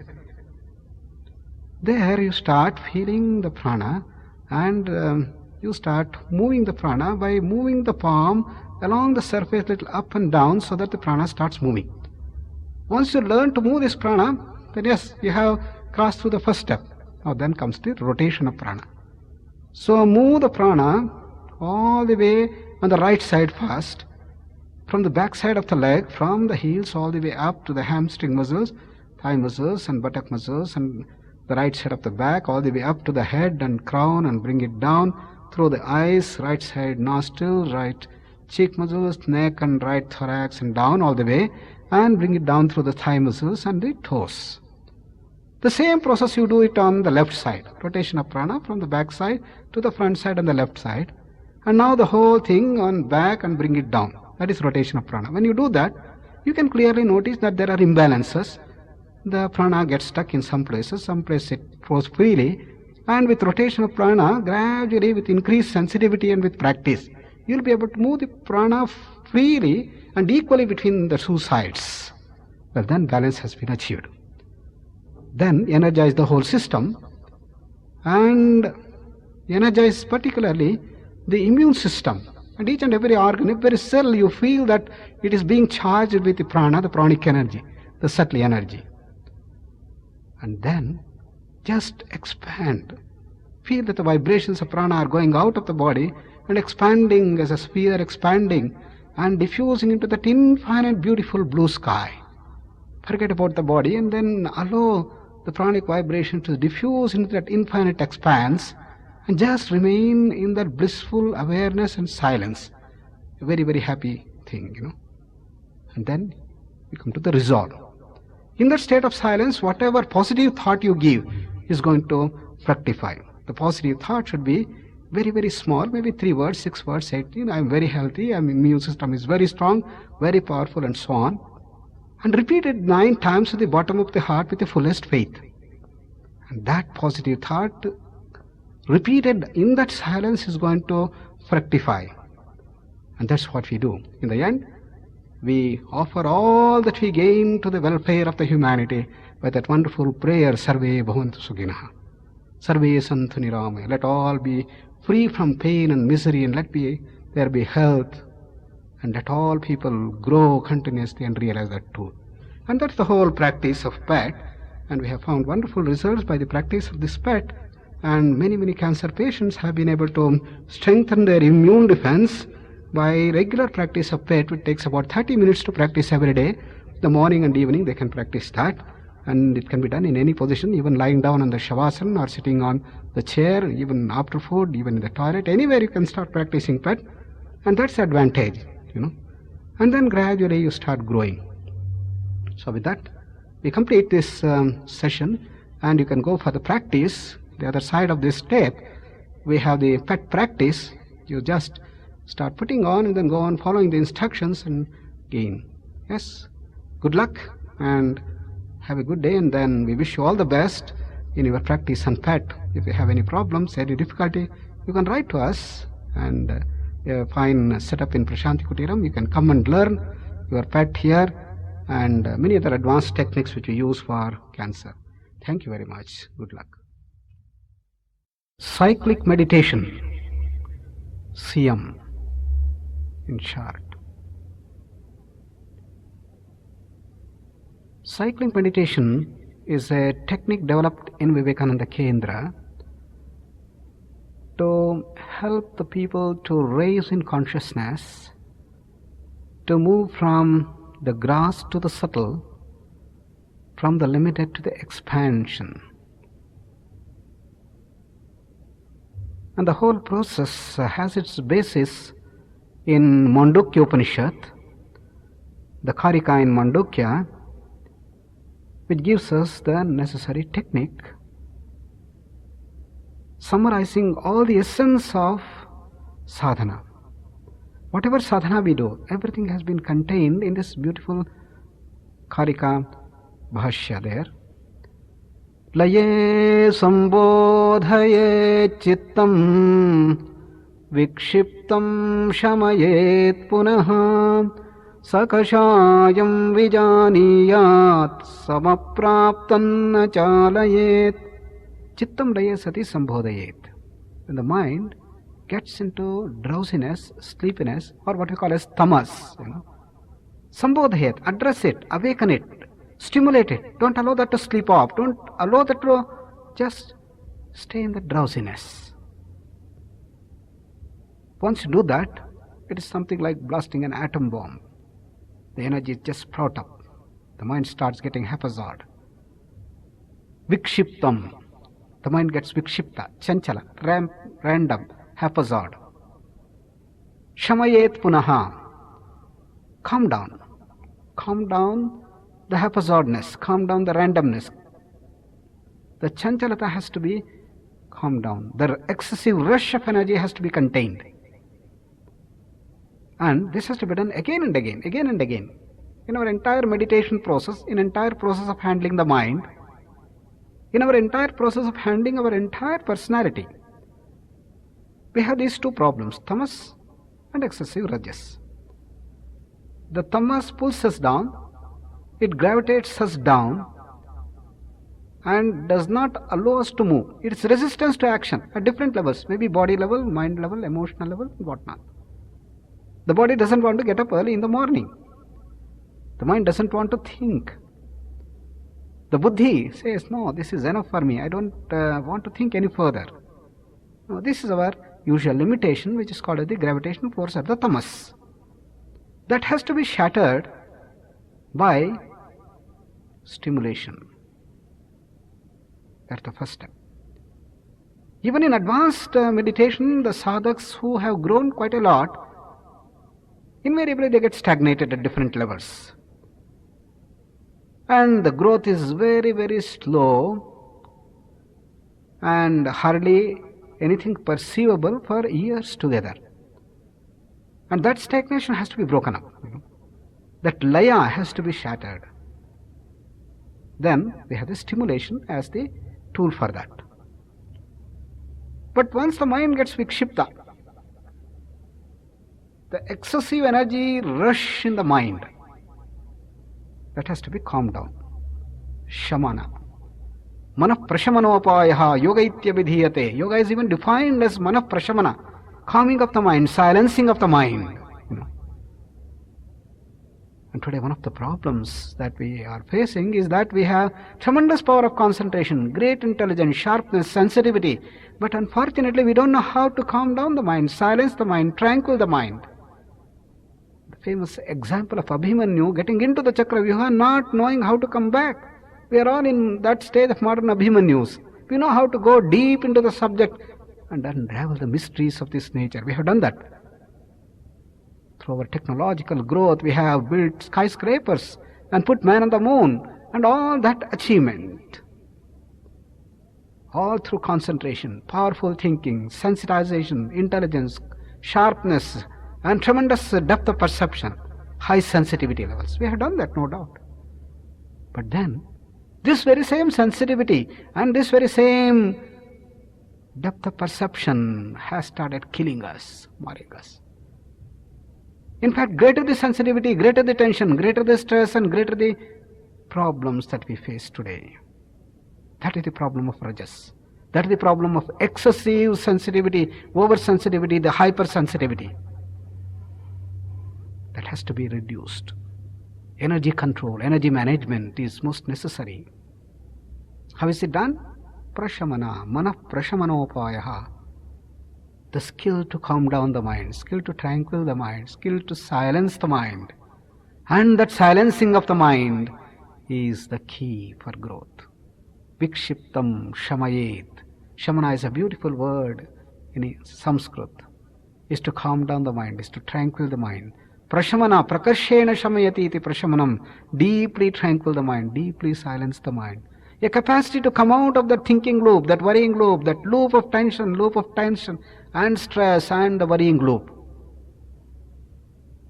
Invariably we get stuck with such thought streams which we like, and probably much more into such thoughts which we don't like.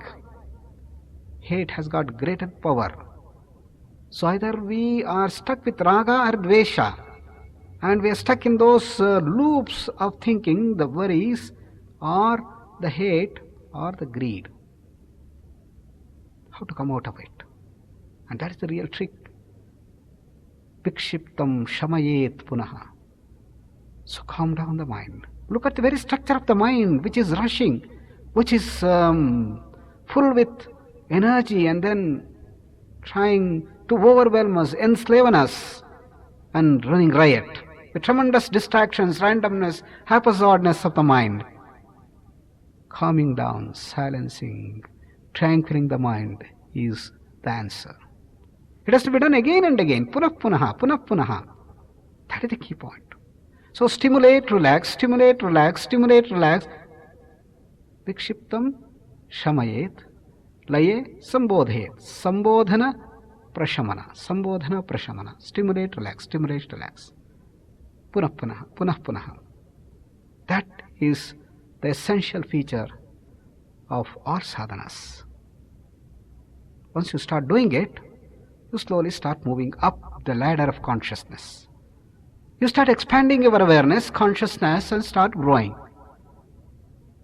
As you start growing deeper, then all the subconscious samskaras, deep-rooted imprints in our mind, the strong tendencies will all start sprouting up.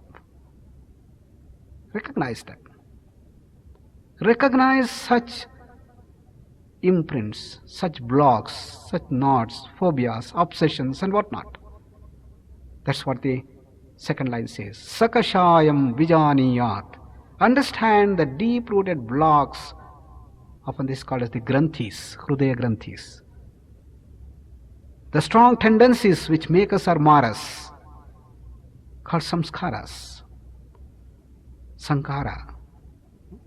And that is the one that starts coming out as you start relaxing deeper and deeper, going deeper and deeper. Sakashayam vijaniyat. And then once you start purifying that inner vessel, the deep-rooted subconscious, and you start growing up faster and faster, jumping through various levels of consciousness, deeper and deeper and deeper and deeper, and reaching that stages of blissfulness, that steadiness, that equanimity, that maturity. Samapraptam nachalayet. Once you reach that samattattva, then Do not disturb it. Remain in that state of beautiful, blissful awareness. Stay in that silence. Stay in that tranquility. So wonderful is that beautiful karika. Then, how to translate that into action?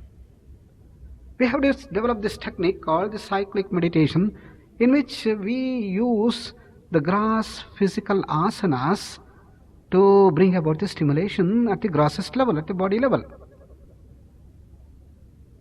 Using asanas and performing the asanas in the cyclic meditation is quite different than what we normally do in our regular practice of asana classes. Here we do the asanas very, very slowly. Slowly start raising the arms, so on and so forth. The second point is, when we do that, we close the eyes and watch all the changes that occur due to the movements of the hands or the legs or the body. And that is the process of stimulation. And having reached the final position of the asanas, stay there for a while, calm down, and then slowly start coming back. Once you start coming back, then you are releasing the stimulation, relaxation. Again, keep the watch, keep the awareness, and see how the changes take place throughout the body.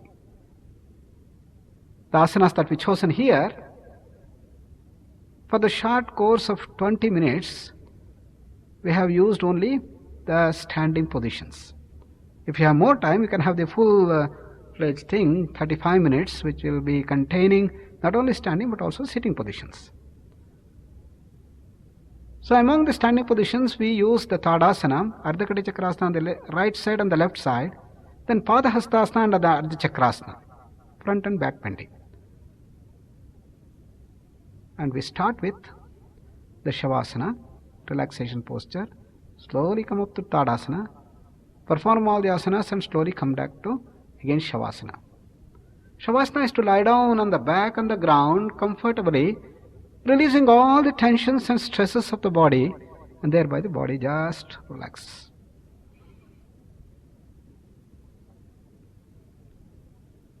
The important thing in this cyclic meditation is to use the cyclicity, stimulate, relax, stimulate, relax, stimulate, relax. And thereby you move from the gross to the subtle, from a state of stressed up, tensed up condition with the stiff muscles and the tight neck and the grim face, to a state of relaxed, calm situation. The whole body will relax, the whole body will calm down. There is a decreasing metabolic rate, and you feel lighter and lighter. At the end of the practice, you feel so energetic, so blissful, so happy. All the stresses and tensions that you accumulate during the day can be released. And as a result of that, you start growing to higher and higher stages of inner expansiveness. And that is what cyclic meditation offers. There are various stages of growth in cyclic meditation. When we do that in the beginning, we start with the asanas and start doing the practices, and probably you are able to recognize the muscular stretch that occurs, the stretch of the muscle and relaxation of the muscles. You go on seeing, and how there is the front bending followed by the back bending, a right bending posture followed by the left bending posture, and relaxation in Shavasana. Well, fine. But then as you start growing, you start recognizing and sensitizing yourself and are able to feel the breathing changes that occur. Slow deep breathing going in and going out, and the balance between the two nostrils. Then as you sensitize further, you are able to feel the blood flow. As you bend down, the blood flowing down into the head, and when you come back, the blood flowing down from the head. Increasing blood pressure, decreasing blood pressure, the heartbeat, the pulse, and the synchronization between heartbeat and the pulse. You know, when the heart goes into the systole, when it compresses, the increasing blood pressure will create a pulse. And when the heart goes to a diastole, when it relaxes, the blood pressure goes down and the dip in the pulse. Carefully observe how there is a synchronization between the two. Synchronization is there, but we are not watching because our mind is too occupied. This chatterbox all the time runs and runs, and the internal dialogue does not stop. If you calm down the mind, if there is relaxation, slowness, then you are able to feel them. So this is a process of sensitization and also relaxation in one sense. And if you go deeper, little more, then you are able to feel the nerve impulses. Large number of nerve impulses go on. If I want to just raise my hand, there are thousands and millions of nerve impulses that move from the brain and from the hands to the brain, continuous movement. But we are not aware of it. Just as we are not aware of the heartbeat or the pulse, we are not aware of the nerve impulses as well. Therefore, it is necessary that you start feeling the nerve impulses. Well, when you bend backwards, there is a fine stretch of the spine and all the nerves are stretched, and therefore large number of nerve impulses come out, an avalanche of nerve impulses emerge, and therefore it is easy for you to feel the nerve impulses. Therefore, start recognizing the nerve impulses, maybe in a strong back bend like Ardha Chakrasana, or in sitting the Ushtrasana or Ardha Ushtrasana. Once you develop this sensitivity, you can feel the nerve impulses in all asanas. Then the sound resonance. We use different sounds, A, U and Ma, and each time you repeat this, then you feel the vibrations and the resonance throughout the body. The whole body should beautifully resonate. Just like a veena or tambura, you pluck the string and the whole veena or tambura gets into that resonance. Well, this is all at the body level which is happening, but we are not aware. By calming, relaxing, we will be able to recognize them step by step as we start growing. But then, more subtle are the changes that occur at the mental level, and at the emotional level, and at the intellectual level. Normally at the mental level, when you look at the thoughts, thinking goes on, the random mind, the haphazard mind, the chanchala mind, and there are thoughts after thoughts, hundreds and thousands and probably millions of thoughts going round. But if you look at the thoughts, you can certainly make out the two predominant modes in which the thoughts come. One in the form of pictures, another in the form of sounds. Visions and the sounds. Audio, visual. Initially start recognizing the visual thing. And when you decide, tomorrow I'm going to come to this hall and then start the practice, the whole picture goes on in your mind as in a video, and just see that wonderful video that goes on in this TV here and watch them. But some people do not operate in this visual mode, but they are highly developed in the sound. They think in terms of sounds. I had a brilliant boy who used to think predominantly in sounds, and hardly he could recall anything in terms of pictures. I asked him to look at a beautiful rose and just close his eyes and remember that. He could not do that. But a brilliant boy. But he could recognize everything in the form of sound. A person coming immediately, he will say, hey, yeah, this is the person, my close friend Raja there. And immediately he can recognize. By the mere sound, a tremendous sensitivity of sound. Well, that is how we think in terms of sounds. Fine. In cyclic meditation, we have to recognize both these. That is, the sound aspect and the visual aspect. Then, emotions. One of the most important things, There are violent emotions like kama, krodha, lobha, moha, mada, matsarya, the 6 enemies of man, as we say, the greed, the jealousy, the hate, and so on. At the same time, there are softer emotions, gentler emotions, nobler emotions, divine emotions. The real love, the bhakti, the magnanimity, the giving, and the service attitude, and the national awareness, the love for humanity, and so on and so forth. And the whole process of our emotion, culture, and mastery is to move from the gross emotions to the subtler emotions, the nobler emotions, the softer emotions, the gentler emotions. And in this process, we have the growth of our personality, and this is mastering of emotions. But then, normally, we cannot do that without practice. We are not, unfortunately, trained in our entire education system to deal with our emotions. So it is very necessary that we deal with our emotions and train our emotions effectively. And here we do that. In cyclic meditation, we bring about the change in emotion by imagining and then invoking different emotions and working on this. For example, you feel a feeling of extreme happiness and then expansiveness, and also you can feel the contraction and the expansion. Only a few emotions we use, but in Yoga Nidra, but in our mastering the emotions technique, we use many more emotions and train our emotional centers. Well, then intellectual.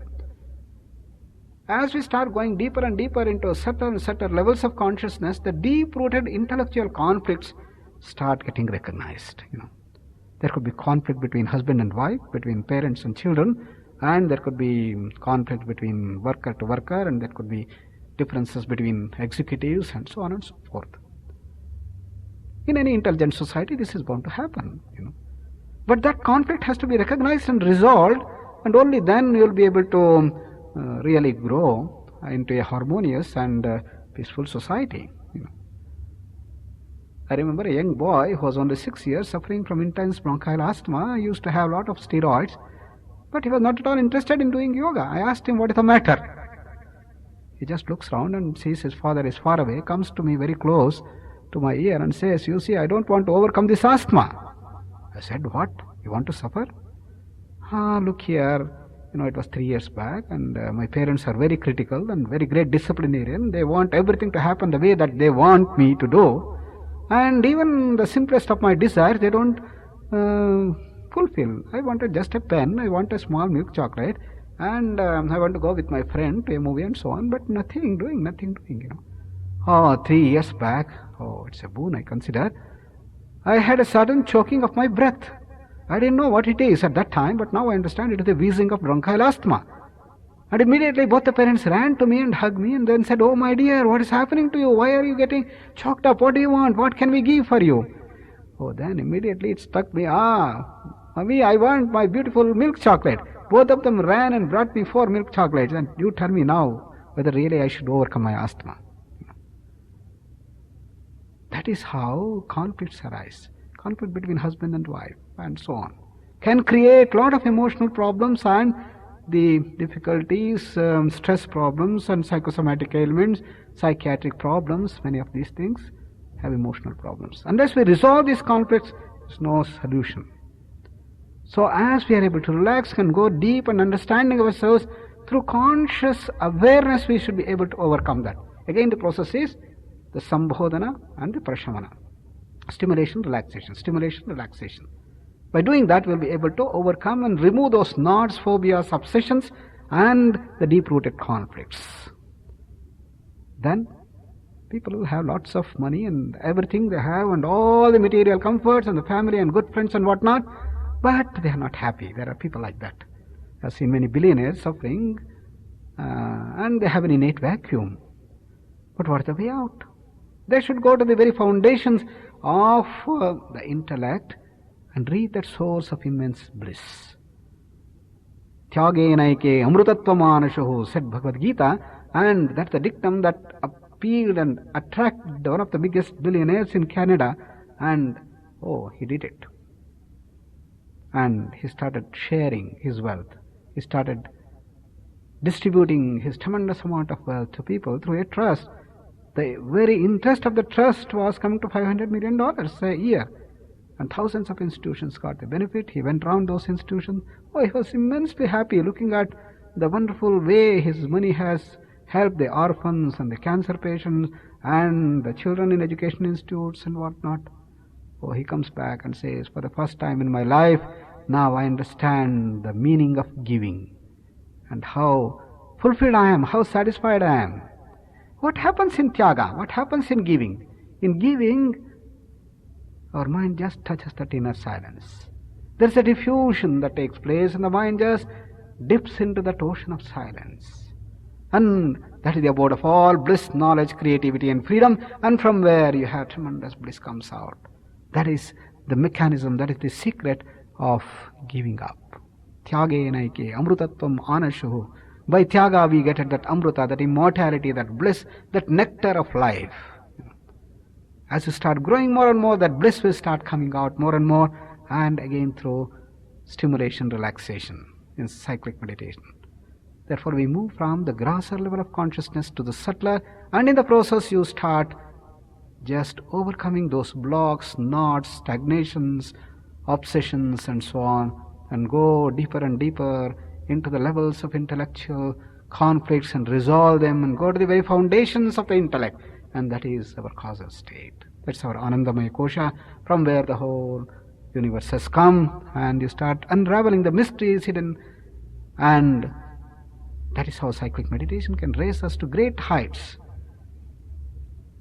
Well, some of the studies, the research studies in measuring the effects of cyclic meditation has shown that there could be tremendous decrease in the basal metabolic rate.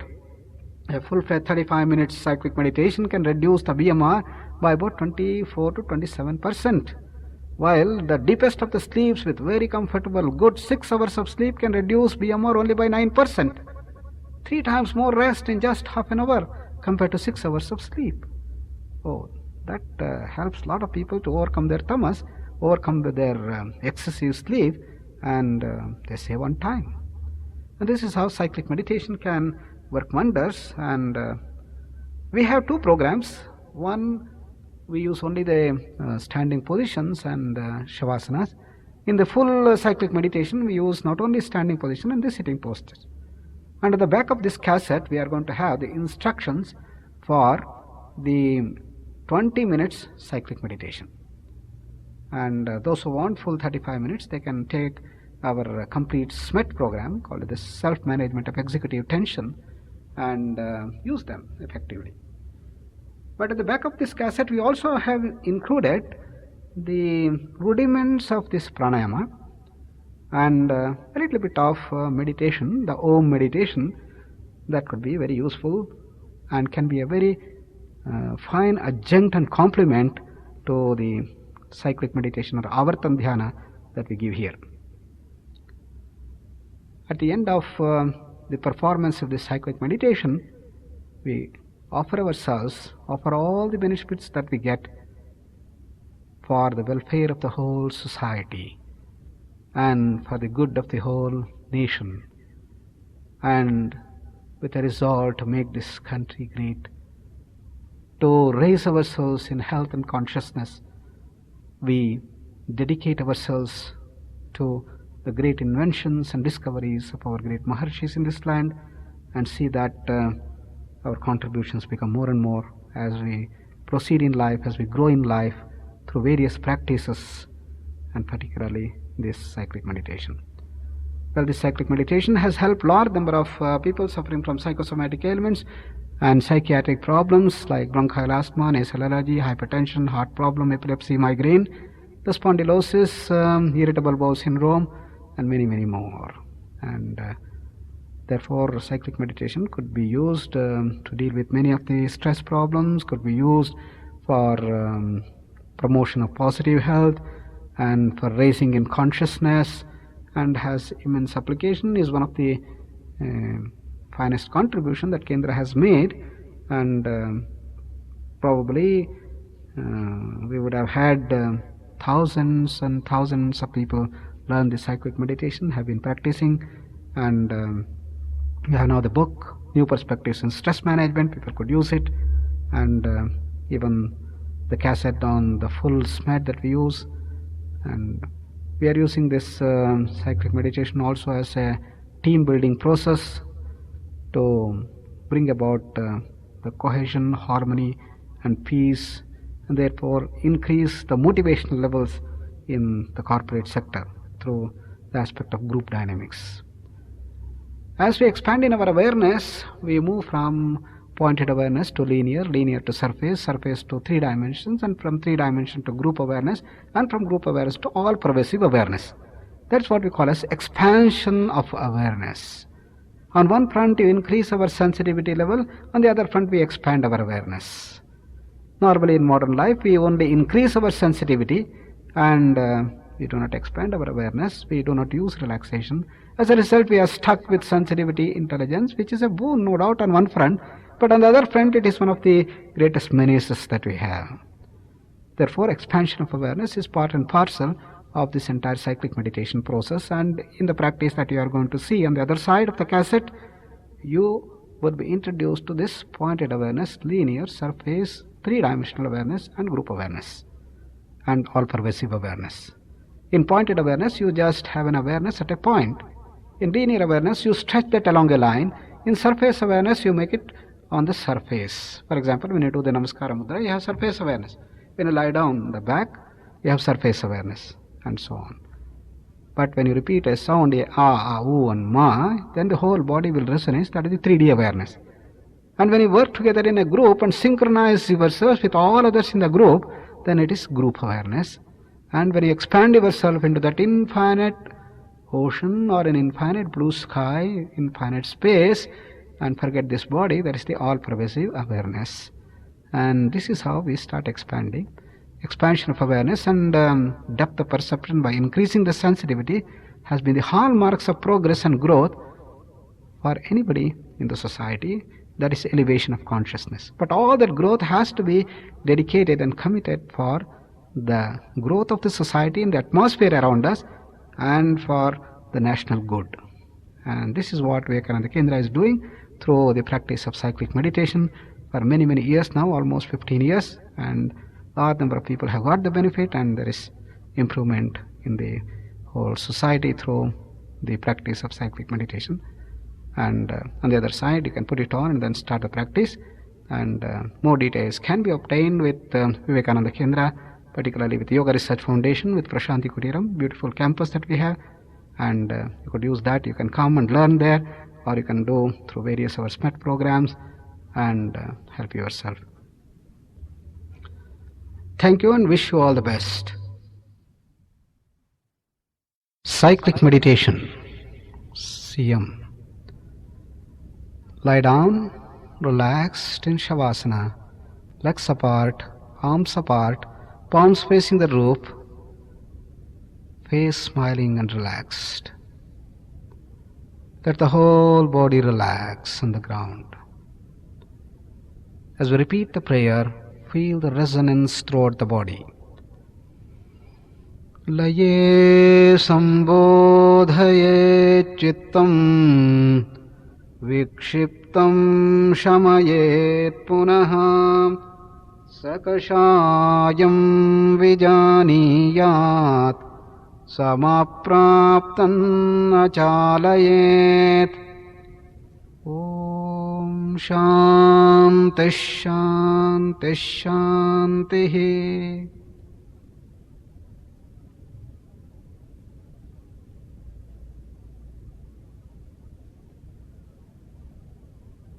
Now we'll start with IRT, instant relaxation technique. Join your heels, toes together, legs by the side together, and palms by the side of the thighs. Keep the face smiling till the end. Start tightening the toes, ankle joints, calf muscles, pull the kneecaps, thigh muscles, buttock muscles. Compress and squeeze. Breathe out and suck the abdomen inwards. Now form the fist and tighten the arms.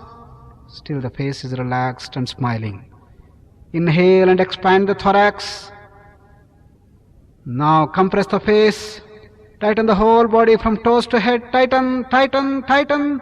Relax. Legs go apart. Arms go apart. Palms facing the roof. Let the whole body collapse down, sinking down more and more and more and more.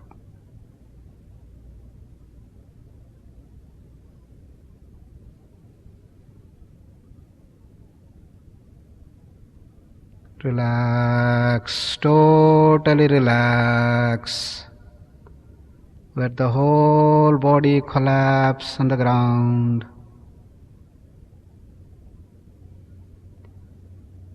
Now slowly move the left arm along the ground upwards and turn to your left side, head and the left triceps, the whole weight getting transferred to the ground from the left side, right palm on the right thigh, right leg on the left leg. Feel the sharp linear awareness on the left side. Relax completely and slowly start coming up to standing position, Tadasana. Let all the movements be slow and continuous, no jerk, no discontinuity. And as you start coming up slowly, feel the change and the series of changes occurring. Now centering, slowly lean forwards, weight on the toes, lean backwards, weight on the heels, come to the center. Lean to the right, weight on the right edge of the right foot, lean to the left, weight on the left edge of the left foot, come to the center.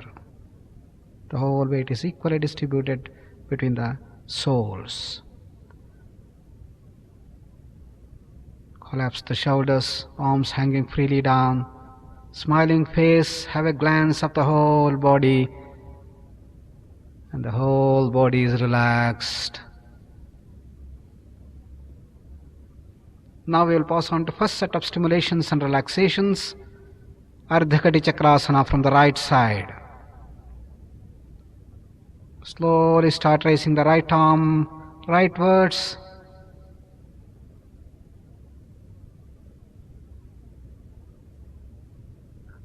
"45 degrees, right arm coming up smoothly. Feel the changes going on throughout the body as you come to the horizontal position. Twist the wrist, pointed awareness, palm facing upwards, and slowly raise the right arm to 135-degree position and further up to vertical position. Press the right biceps to the right ear and all the fingers up. Yet another stimulation. Pull up the right arm, entire right portion of the body gets stretched up, and slowly start bending leftwards, left palm sliding down the left thigh. No bend in the elbow, no bend in the wrist.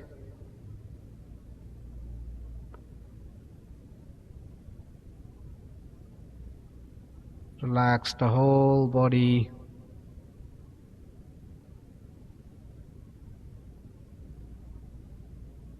Feel the changes that are occurring. Beautiful stretch on the right waist muscles, compression on the left. Slowly start coming back. Release of the stimulation as you come to vertical position with the right arm straight up. Yet another stimulation. Pull up the right arm, entire right portion of the body gets stretched up, and slowly release the right arm down 135 degrees, coming down smoothly to horizontal position, palm twisted down. Right arm coming down to 45 degrees and collapse.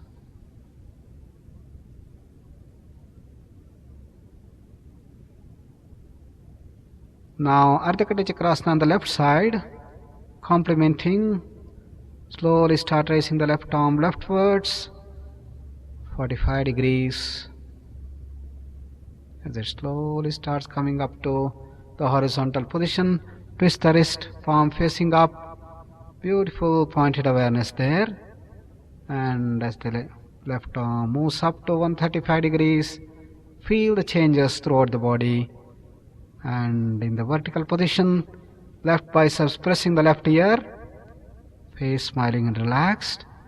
Pull up. The whole left portion of the body gets stretched up. Find stimulation and slowly start bending to the right. Right palm sliding down the right thigh. And beautiful stretch in the left waist muscles. Compression on the right this time. Maintain the smile on the face, no bend in the elbow, no bend in the wrist, and the face smiling. Feel the changes going on throughout the body, and the fine stretch of the left waist muscles, and slowly start coming up, back to vertical position, and the left arm straight up. Now pull up further from the tips of the fingers of the left hand. The whole left portion of the body gets stretched up, fine stimulation, and slowly bring down the left arm to 135 degrees, and further down to horizontal position, pointed awareness and the linear awareness with the palm twisted down. Bring down the left arm 45 degrees and down, collapse. Look at the whole body charged with nerve impulses and sound vibrations. The face is calm and relaxed. Beautiful balance on both sides, on the left and the right.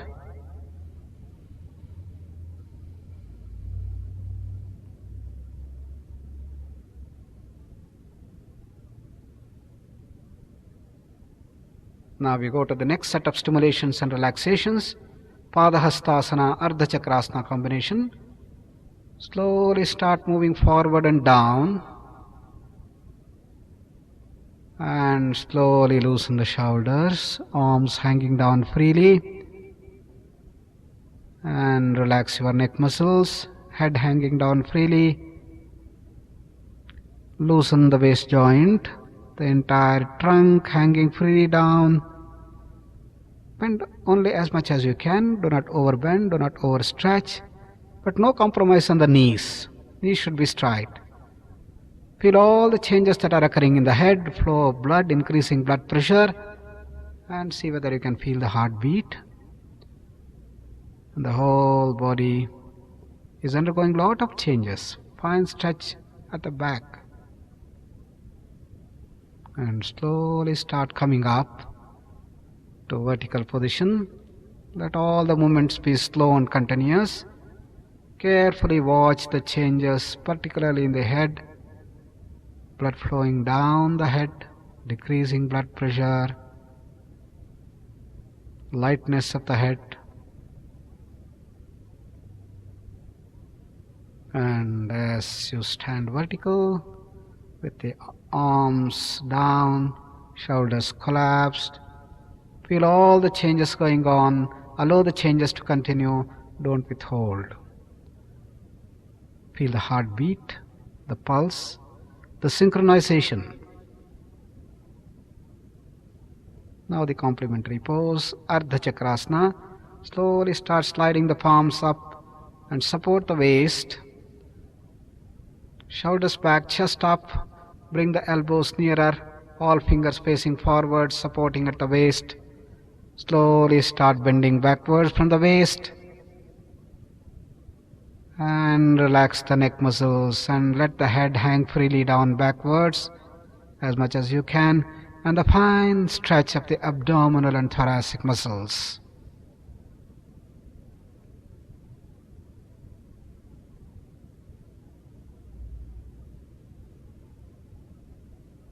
Inhale, and we will repeat Akara to generate resonance.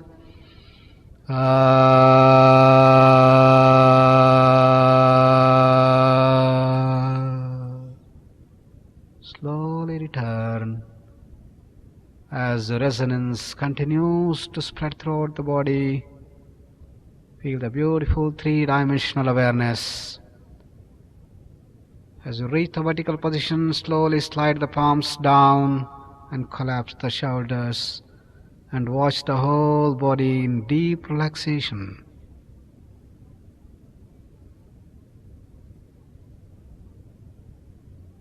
With the calming of the mind, slowing of the breath, relaxation of the body, it feels so good, and we are moving to higher levels of consciousness. Slowly come down from the right side now. No jerk, no discontinuity. All the way up the right hand and place the head on the right triceps, left leg on the right, left palm on the left thigh, and the face smiling. Feel all the changes going on. Find sharp linear awareness on the right side.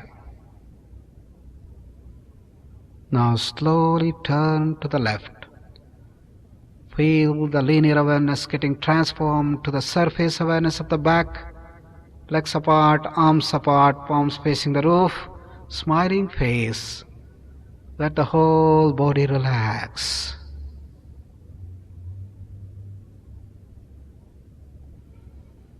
Now we will do deep relaxation technique.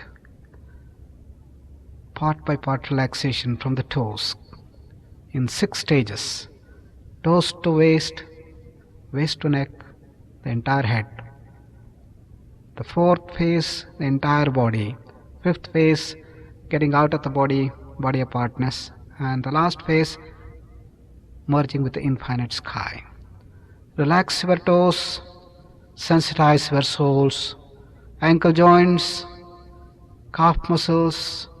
Slightly pull the kneecaps and release them. Relax the thighs, collapse the buttock muscles, and loosen the waist joint.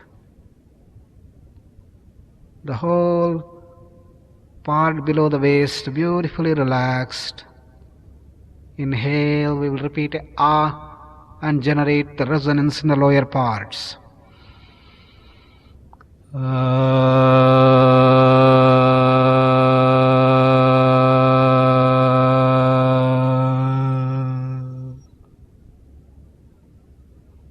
Now the second phase, from waist to neck. Observe the abdominal and thoracic muscles getting expanded as we inhale. The whole body is getting light and energized as we inhale. And as we exhale, thoracic and abdominal muscles are going down, collapsing down. The complete muscles of the back collapsing down the ground. Now look at the base of the spine. All the muscles are stiff, relax them nicely. Relax your coccyx region, the sacral vertebrae, the lumbar region. All the nerves emanating from the vertebral joints are getting soothed. Slowly we move up along the spine, the dorsal region. All the muscles in that region are getting relaxed. Relax, collapse the back completely. Collapse the shoulder blades, shoulder joints. Now we'll relax the arms, biceps and the triceps, the elbow joints, forearms, wrist, palms and fingers of the hand. Relax the neck muscles. Move the head from left to right and right to left.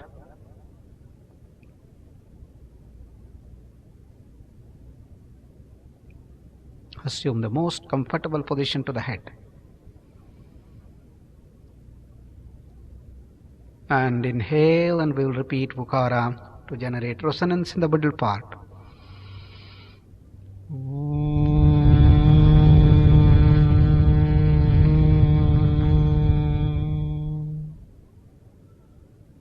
The whole body resonates with a flutter, shattering all the deep-rooted stresses and tensions and the blocks and the stagnations. Go deeper and deeper in consciousness. Now we come to the third phase, the face and the head.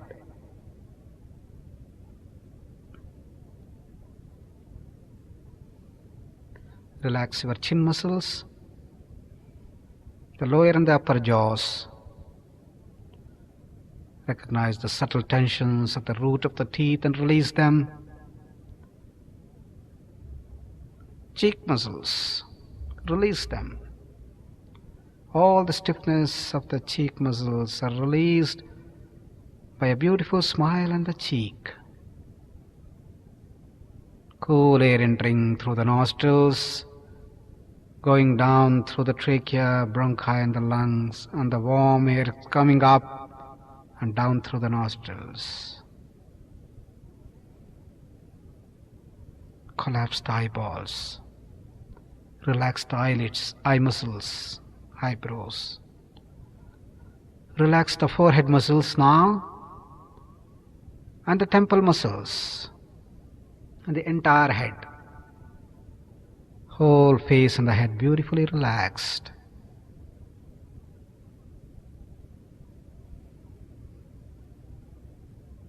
The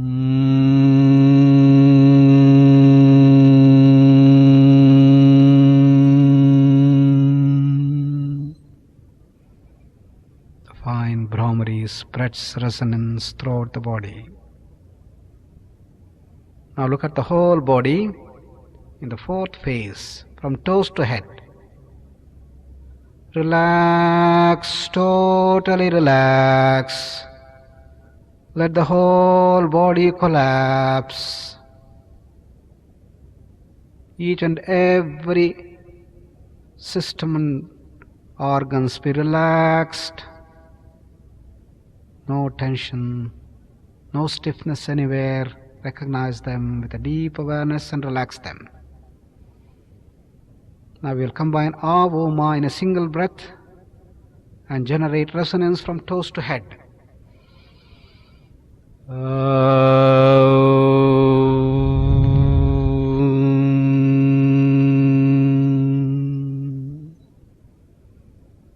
Beautiful three-dimensional awareness.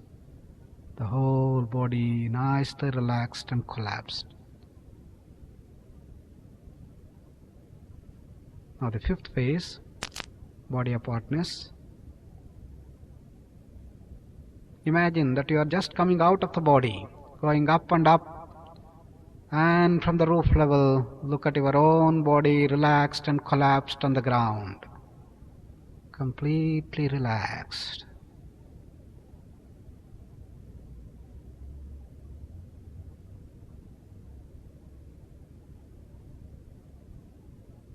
Now slowly move up the roof and going up and up, expansion into that beautiful blue sky.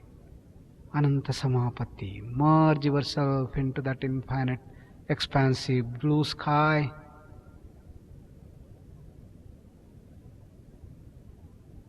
The abode of all bliss, knowledge, creativity and freedom.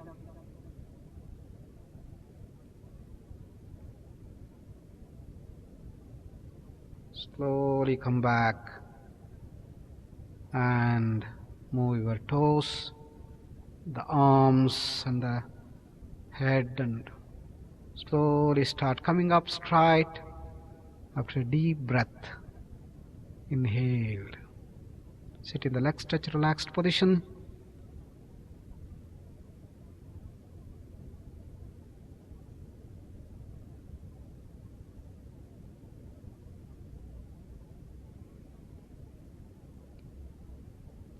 And slowly come back to Vajrasana for the prayer. You can choose Sukhasana or Padmasana according to your convenience. Use Namaskar Mudra and feel the heartbeat and the pulse. Sarve bhavantu sukhinah. Sarve santu niramayah. Sarve bhadrani pashyanto. Ma kaschid dukkha bhag bhavet. Om Shanti Shanti Shanti.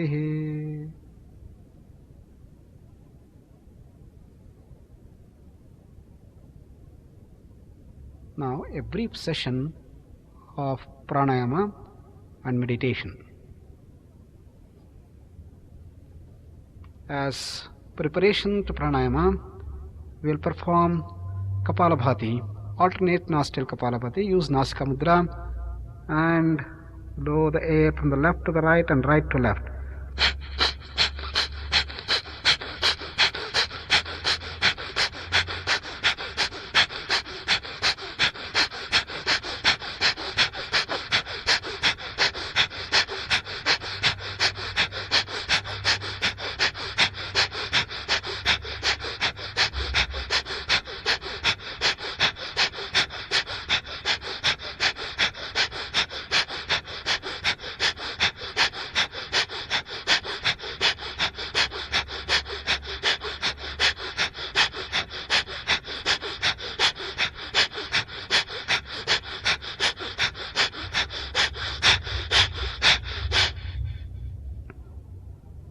(120 times in a minute).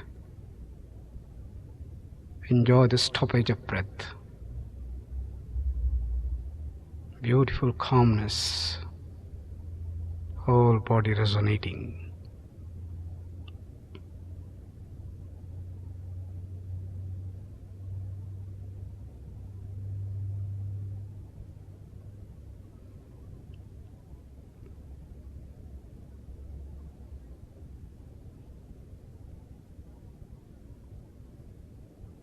As the breath starts moving, slowly start Nadi Shuddhi. Use Nasika Mudra again. Breathe out through the left. Breathe in through the left. Slow, continuous rhythmic movement of air. Exhale through the right nostril.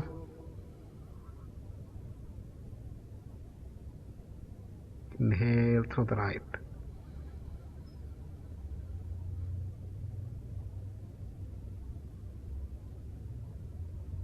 Continue the Nadi Shuddhi. 4 more rounds.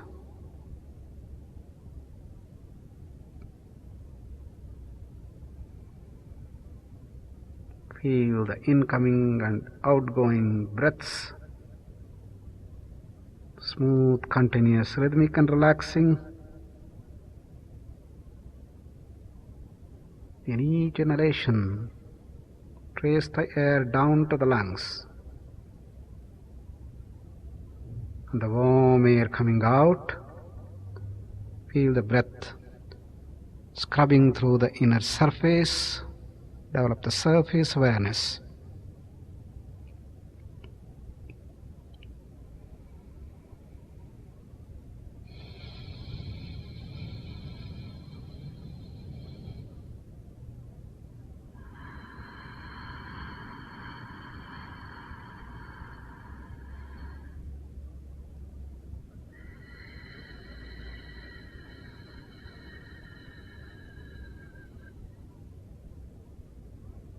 You add on the Ujjayi sound in Nadi Shuddhi by constructing the glottis.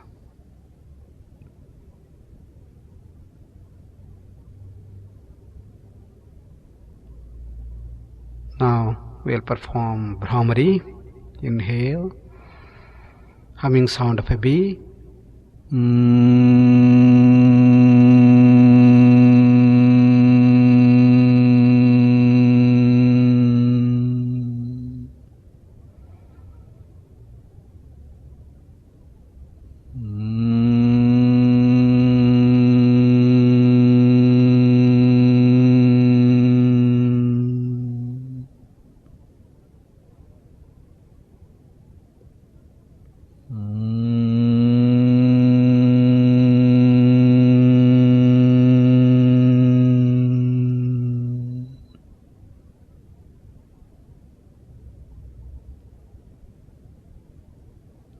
Now let us sit in deep silence, repeating Om in the mind.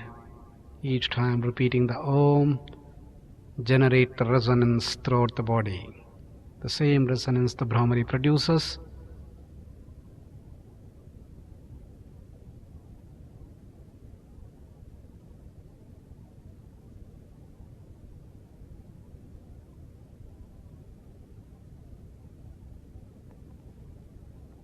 Each time repeat the Om in the mind, the whole body resonates. Feel the well-being and allow the Om to go deep into your hearts, the very essence of our Hindu culture, and that strengthen our faith and expand our awareness to that infinite dimension of that Om. Now continue as long as you want in that Om, repeating the Om again and again depending on your time, and close the session with the same Shanti mantra that we chanted for the welfare of all.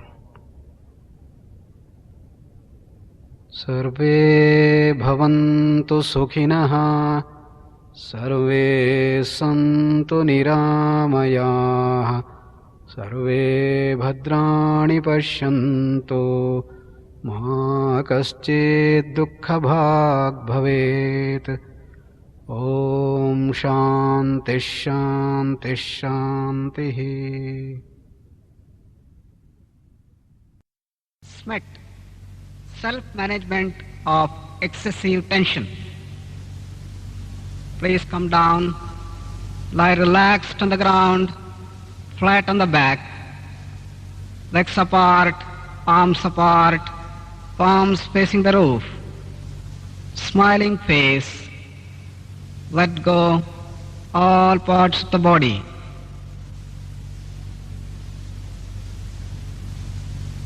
As we repeat the prayer, feel the resonance throughout the body. Laye sambodhaye chittam, vikshiptam shamayet punaha, sakashayam vijaniyat, samapraptam chalayet. Om Shanti Shanti Shanti. Now instant relaxation technique. Join the heels, toes together, palms by the side of the thighs. Keep the face smiling till the end. Start tightening from the toes, ankle joints, calf muscles. Pull the kneecaps, thigh muscles, buttock muscles, compress and squeeze. Breathe out and suck the abdomen inwards. Form the fist and tighten the arms. Inhale and expand the thorax. Now compress the face. Tighten the whole body from toes to head. Tighten, tighten, tighten. Relax. Legs go apart. Arms go apart, palms facing the roof. Again, assume the most comfortable position to the head. Let the whole body sink down. Let all the groups of muscles beautifully relax. Enjoy the relaxation. Now slowly rotate the arm along the ground upwards, left arm going up. Slowly turn to your left side.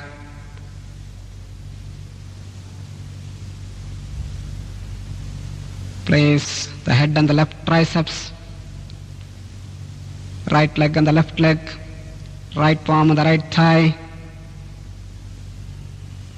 Let the whole body relax, entire weight coming down to the ground through the left side.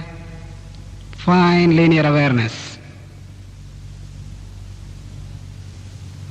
Slowly start coming up to Tadasana. Let all the movements be slow and continuous, no jerks, eyes closed. Carefully feel the changes as you reach the vertical position.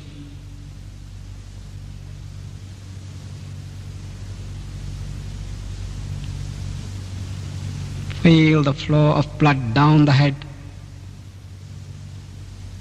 heartbeat and the pulse.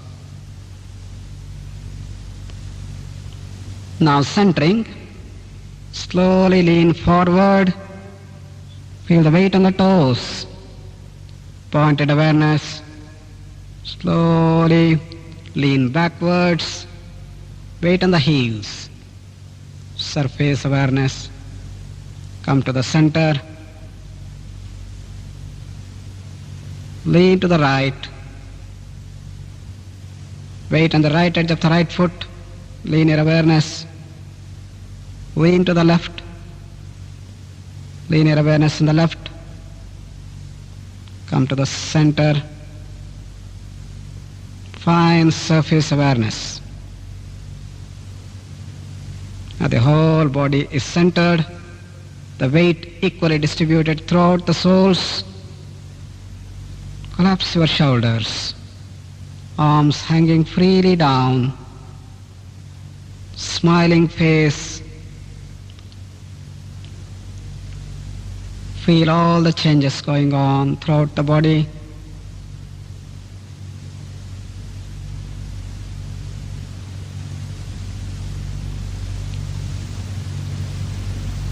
Now we pass on to the first set of stimulations and relaxations.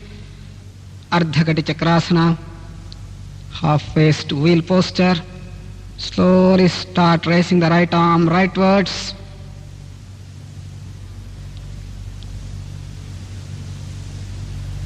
(45°). The arm slowly starts going up. Enjoy the movement as the right arm reaches the horizontal position. Twist the wrist and glide up the right arm to 135° position. Beautiful pointed awareness on the right shoulder. Right arm reaching up to vertical position. Right biceps pressing the right ear. Smiling face. Stretch the right arm from the tip of the finger of the right palm. Entire right portion of the body gets stretched up, but not the face. Face smiling and relaxed. Slowly start bending to the left. Left palm sliding down the left thigh. Fine movement of surface awareness. Enjoy the fine stretch of the right waist muscles. Feel all the changes going on in the body.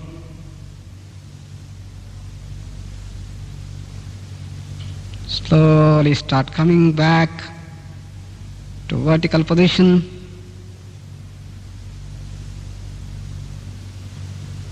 Feel the tip of the fingers, blood flowing down, nerve impulses throughout the body.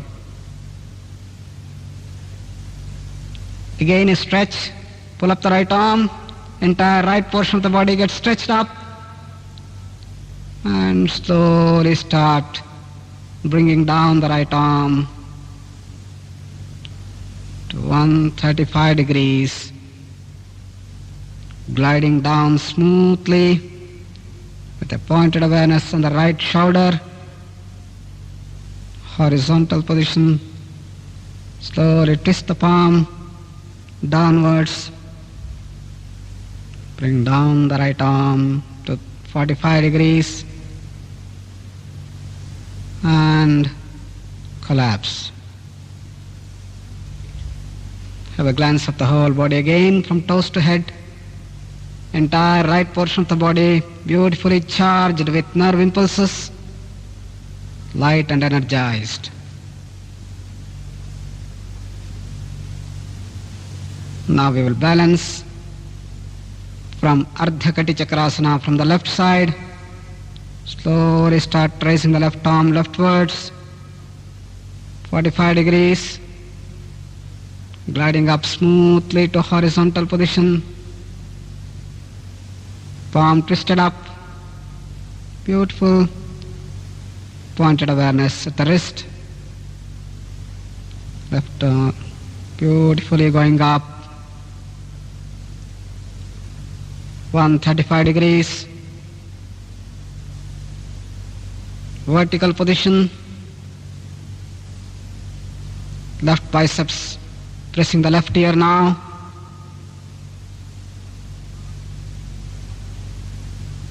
Now stretch up the left arm from the tip of the finger of the left palm. Entire left portion of the body gets stretched up, but not the face. Face smiling and relaxed. Slowly start bending to the right. Right palm sliding down the right thigh. Movement of surface awareness. Beautiful stretch of the left waist muscles.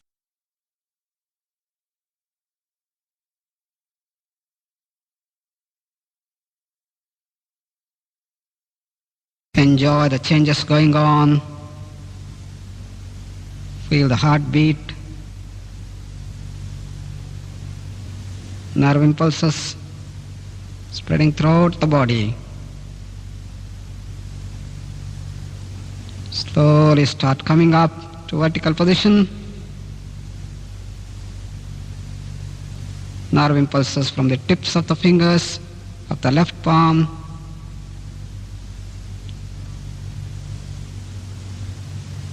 Pull up the left palm.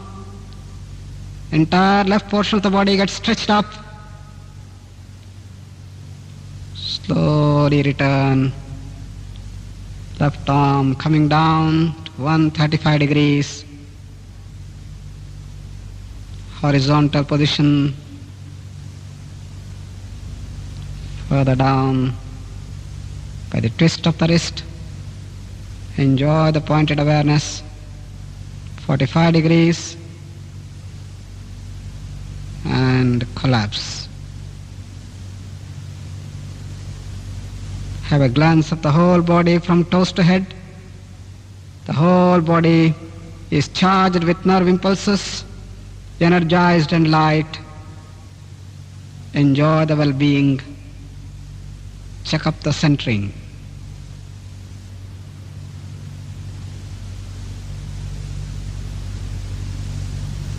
A Brahmari to generate 3D awareness. Inhale fully.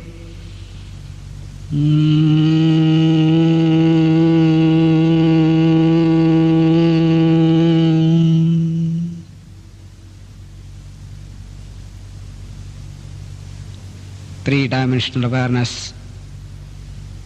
Whole body resonating. Fine massaging effect. Now you'll slowly come down to Shavasana from the right side. Let all the movements be slow and continuous. Slowly sit down. And the entire right arm stretched. Head on the right triceps. Left leg on the right.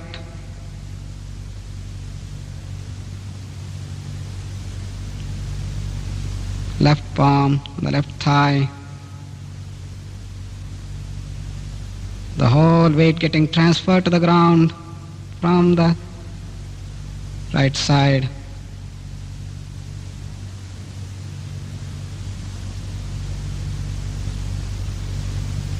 Beautiful, sharp, linear awareness. Slowly turn over. The muscles of the back collapsing on the ground.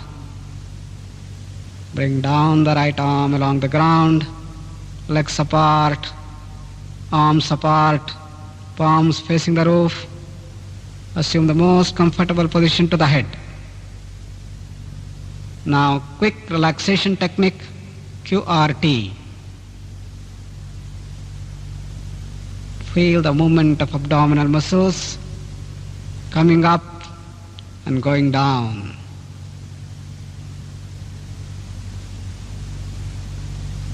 Recognize the haphazardness and the jerky movement of abdominal muscles. Make the movements slow, continuous and smooth. coming up nicely, bulging up, coming down slowly, collapsing down.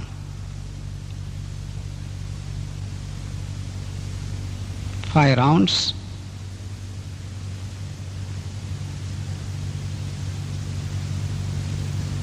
Abdominal muscles coming up and the abdominal muscles coming down.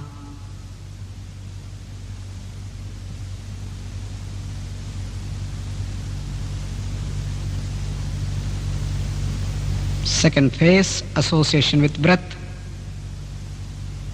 As we inhale, abdominal muscles are coming up, and as we exhale, abdominal muscles are going down, sinking down.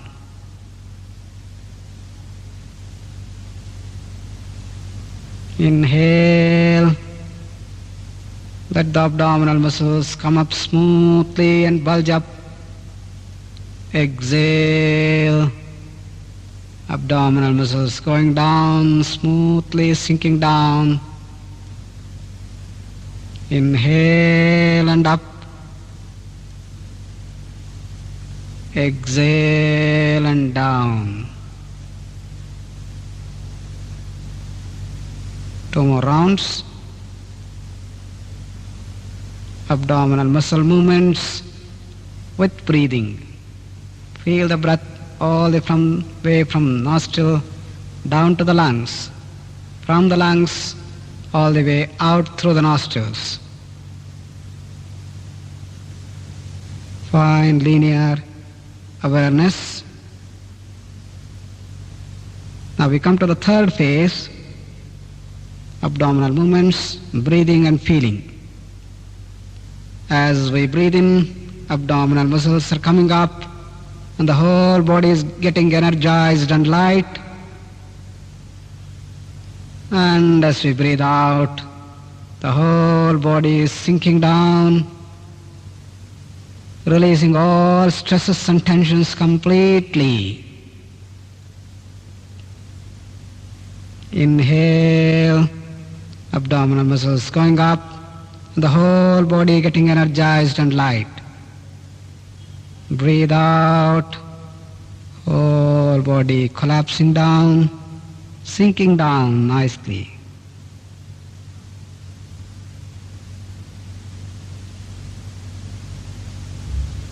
Inhale, whole body energized and light.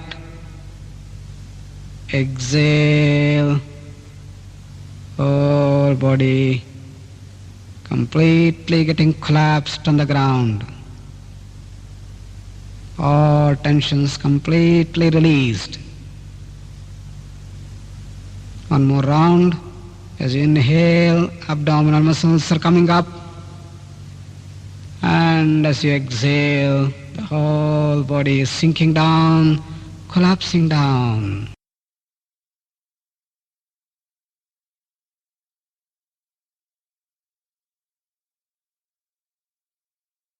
Now we'll come up to sitting position, come up straight, if necessary with the support of the elbows. Let all the movements be slow, continuous, without jerks. Legs apart, take the support of the palms backwards, come to the leg stretch, relaxed position. Relax your neck muscles, the head hanging freely down backwards. Feel the changes going on due to change in orientation.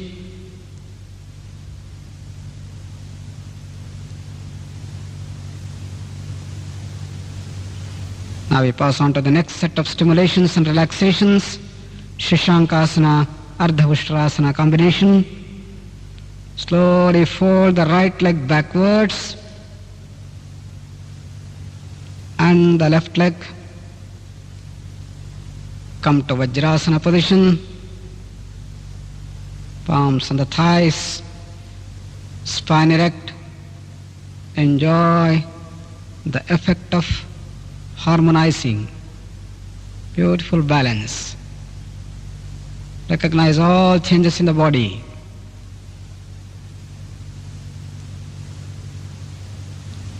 Now slowly start taking the arms backwards. Hold the right wrist with the left palm. Start feeling the pulse.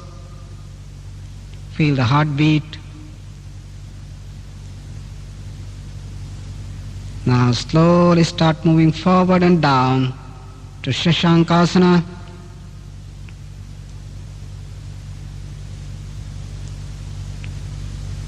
Abdominal muscles pressing the thigh muscles. Beautiful surface awareness. Now collapse the forehead on the ground. Fine surface awareness. Now collapse the shoulders. Feel all the changes going on with increased flow of blood into the head.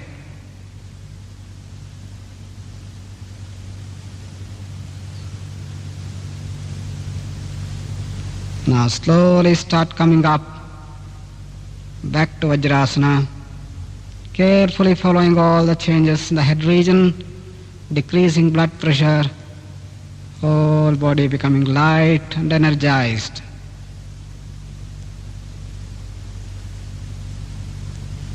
Feel the heartbeat, synchronization, fine three-dimensional awareness throughout the body. Slowly bring the arms forward, place them on the thighs near the knees. Slowly rise up to stand on the knees for Ardha Ushtrasana, the back bending camel posture. As you stand on the knees, feel all the changes in the head region. Slowly slide the palms along the thighs, fingers together, support the waist with the palms. Slowly start bending backwards with the waist, at the support and the hinge. Relax the neck muscles, head hanging freely down.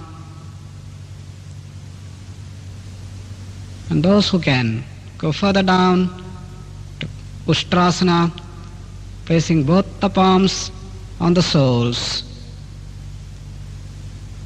Make the thighs erect, beautiful stretch up the thoracic muscles, neck joint loosened, fine smile on the face.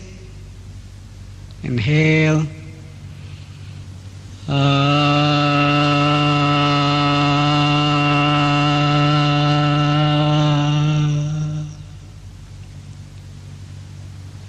Slowly return. Feel the avalanche of nerve impulses throughout the body, especially in the neck region. Feel the heartbeat, pulse, and the synchronization. Slowly come down to Vajrasana.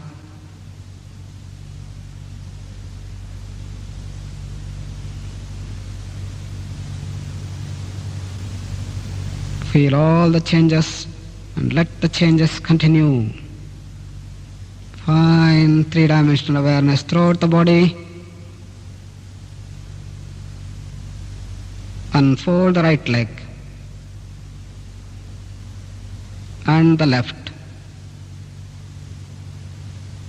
Assume the leg stretch, relaxed position.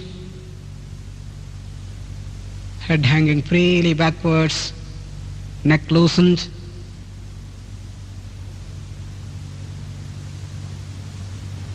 Now slowly go back to Shavasana. Straight, if necessary, with the support of the elbows.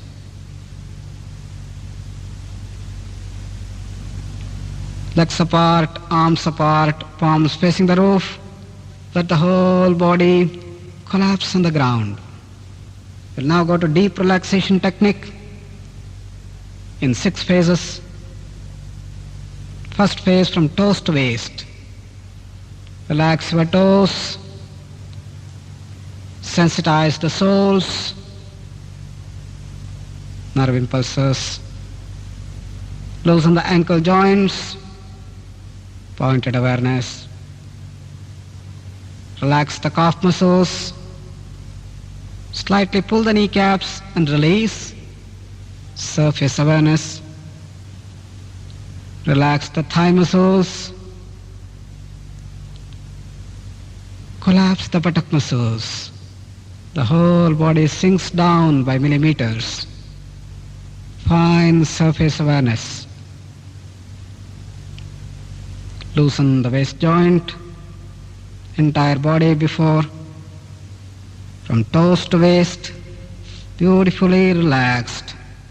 Inhale fully to repeat arm and generate resonance in the lower parts of the body.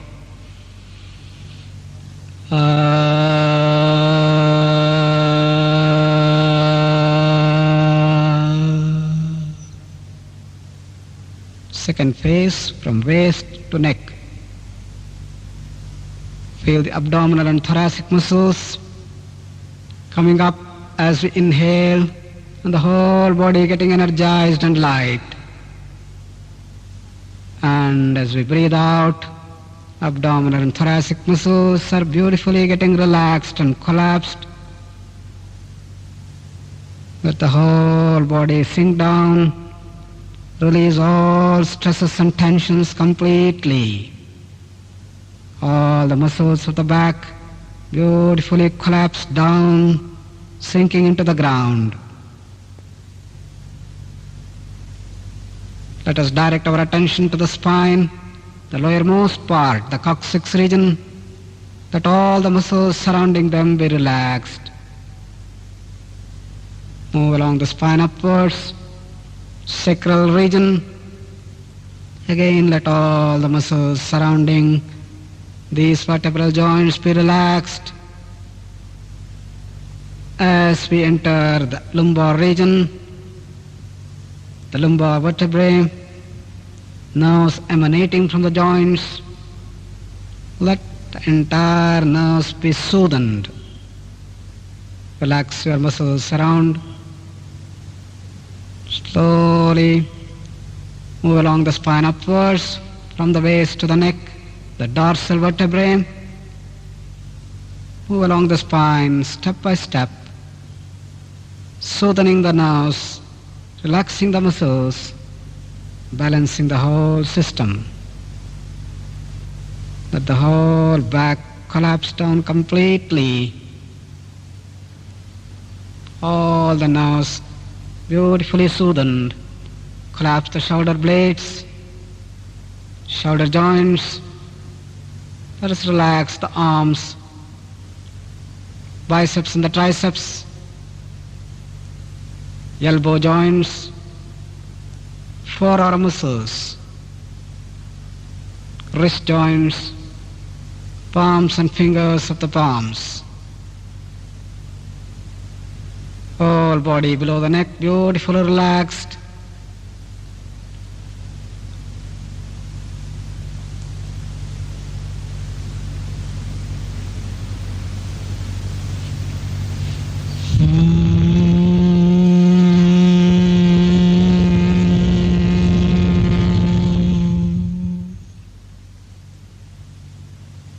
The flutter generates beautiful massaging effect throughout the body.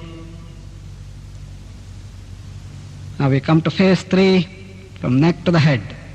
Move your head from right to left and left to right, and assume the most comfortable position to the head.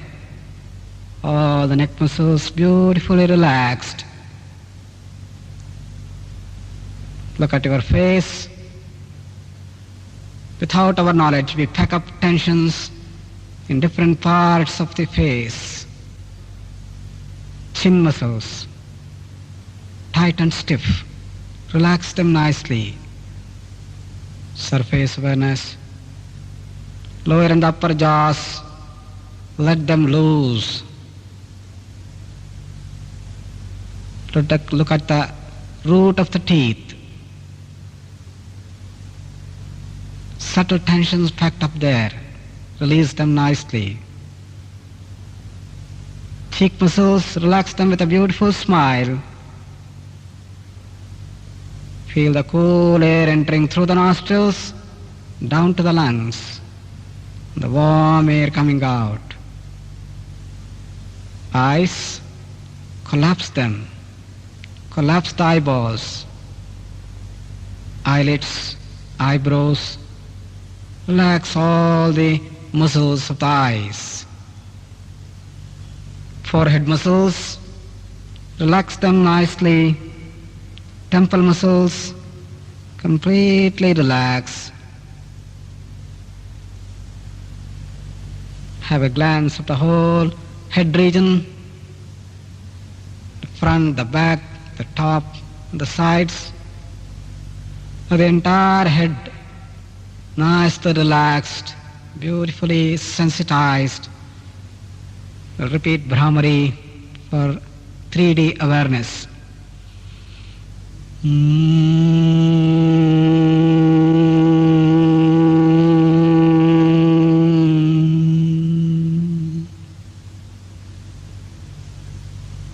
Fourth phase. SMET, self-management of excessive tension. A course specially designed to deal with tensions and stresses which mount up and come in the way of our day-to-day work schedule.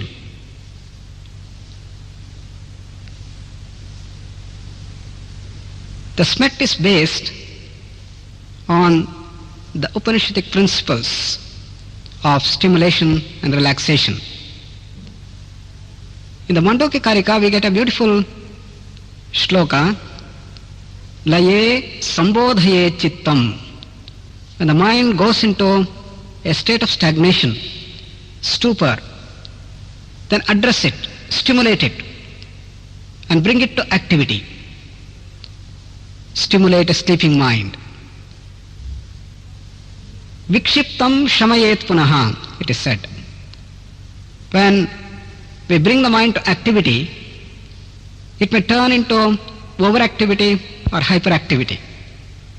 The mind has to be calmed down. The excessive rajas has to be calmed down and reduced. Vikshiptam, that which has become totally random. Shamayet punaha, has to be calmed down. Punaha, again and again. Stimulate, relax, stimulate, relax, stimulate, relax. That forms the core or the essence of the entire SMET program. This twofold approach is being actualized into a package by using the different yoga techniques. For stimulations, we use asanas, the breathing, the blood circulation, the nerve impulses, and so on, to stimulate the system, to build in the awareness, and by relaxation, by let go, by calming down, we release the stresses and tensions. What is stress? According to the modern medical world, stress is a reflex, it is a reaction to a demanding situation. We encounter large number of demanding situations in our day-to-day life, and our system continuously, to cope up with the situation, raises itself to a heightened activity, bring about a series of changes, starting off from the cortex down to each and every part in the body. The twofold changes that come about through the nervous system and the endocrine system, the chemical and electrical activity, bring about a total reaction throughout the body. Increased blood pressure, increased heartbeat, increased blood circulation, increased breathing rate, and so on. That helps us to cope up with the demanding situation and either fight or flee away from the situation. Fight or flight reaction, as it is called. At the conclusion of the demanding situation, the body comes back to normalcy. Hence, this is a mandatory reflex built into our system. But for this, we may end up getting collapsed. But however, the modern life continuously stimulates us every moment, and before we start bringing the system back to normalcy, again there is a demanding situation. Early in the morning when you start off to go for the work, you are running, catching the bus, beating the traffic, and you are running. By the time you reach the office, you want to relax, but always there is an SOS message, and you are pushed into activity, stimulated again and again, so many number of times that you have no time to relax, no time for the system to come back to normalcy. It is this imbalance which continued for days and days, months after months and years, will start hitting the entire body-mind complex and create many stress hazards. You may end up with sleepless nights, you start resorting to drugs, sedatives, if not drinks. And that percolates further down, starts hitting your heart, hitting your pancreas, causing hypertension or heart attack, or diabetes, or peptic ulcers, migraine, epilepsy, low back pain, spondylosis, irritable bowel syndrome, colitis, and a series of modern psychosomatic ailments and psychiatric problems. So the remedy is to bring the system back to balance, to promote relaxation, to allow the calmness of the mind, and see that your system restores its normalcy completely. This is what SMET helps us to train our body-mind to bring the system to normalcy. In a voluntary situation, you stimulate and relax, stimulate and relax. As we start stimulating and relaxing, then the stresses start reducing. From a higher stress level, we start moving to a lower stress level. A lower stress level still containing the stresses, the deeper stresses, the subconscious stresses, the deep-rooted stresses also have to be released. Stimulation, relaxation help us to go deeper and deeper. There is nothing like a perfect state. You can go on going deeper and deeper, more and more relaxed, more and more expanded. And we believe that perfection has no limits. After stimulation, the relaxation should bring the system completely to normalcy and also allow the system to relax further. The entire trick of the SMET is to allow the changes to continue, allow the relaxation to continue, allow the calmness of the mind to continue. And that is how we can move from the present stress level to a deeper, relaxed state. Therefore, after each asana, when you come back, allow the system to relax further. For example, when you are doing Padahastasana, going down, your blood pressure is increasing from 120, 140, 160, 180. And in the final phase, slowly it starts reducing, 180, 170, 160. And as you return after maintenance, it starts coming down, 150, 140, 130, 120. Now allow the same trend to continue. As you reach the vertical position, it comes down to 110, 100. This continuation of the relaxation, allowing the changes to continue, is the key factor in the entire SMET program. Allow the changes to continue. The heartbeat, the pulse, the blood pressure, the breathing rate. Let all the changes which come about during a phase of stimulation should be allowed to restore its original state and further reduce. Therefore, allowing the changes to continue is the key factor that we have to concentrate. As we start reducing the stresses and tensions day after day with the practice of SMET, you start feeling an inner poise, inner calm, and slowly the bliss starts spreading. Then the practice also becomes deeper and subtler. As the practice starts becoming more and more subtle and deeper, you start feeling the changes that go on throughout the body very vividly. You are able to recognize very easily the stretch of the muscles and relaxation of muscles, increased muscle tone and decreased muscle tone, increasing blood pressure, decreasing blood pressure, increased heartbeat, decreased heartbeat, increasing pulse speed, decreasing pulse speed, synchronization of pulse with heartbeat, increasing breathing rate and decreasing breathing rate. Then still deeper, you are able to feel the nerve impulses. Though there are thousands and millions of nerve impulses going on continuously throughout the body, we hardly recognize them. So we start recognizing the nerve impulses as you calm down, as you relax more and more, as you go deeper and deeper, releasing the stresses more and more. Very clearly you feel the avalanche of nerve impulses, particularly in Ushtrasana, in Ardha Chakrasana. After that, when you return, you have the avalanche of nerve impulses generated at the back and the neck region, and you are able to feel the nerve impulses spreading throughout the body. Start feeling the nerve impulses. Then the sound vibrations. We use 3 sounds, A, U and Ma. In repeating A, you have the lowest frequency and the whole body gets into a fine phase of relaxation. Fine resonance should start coming up. You should be able to feel the vibrations massaging the whole lower part of the body. When we repeat U, keep a little air in the mouth and forcefully force the Ukara so that it will bring about a beautiful flutter.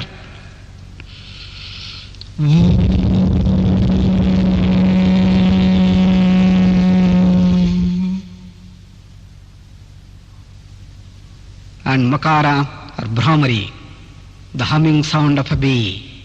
The whole body experiences a fine massaging effect with complete resonance throughout the body.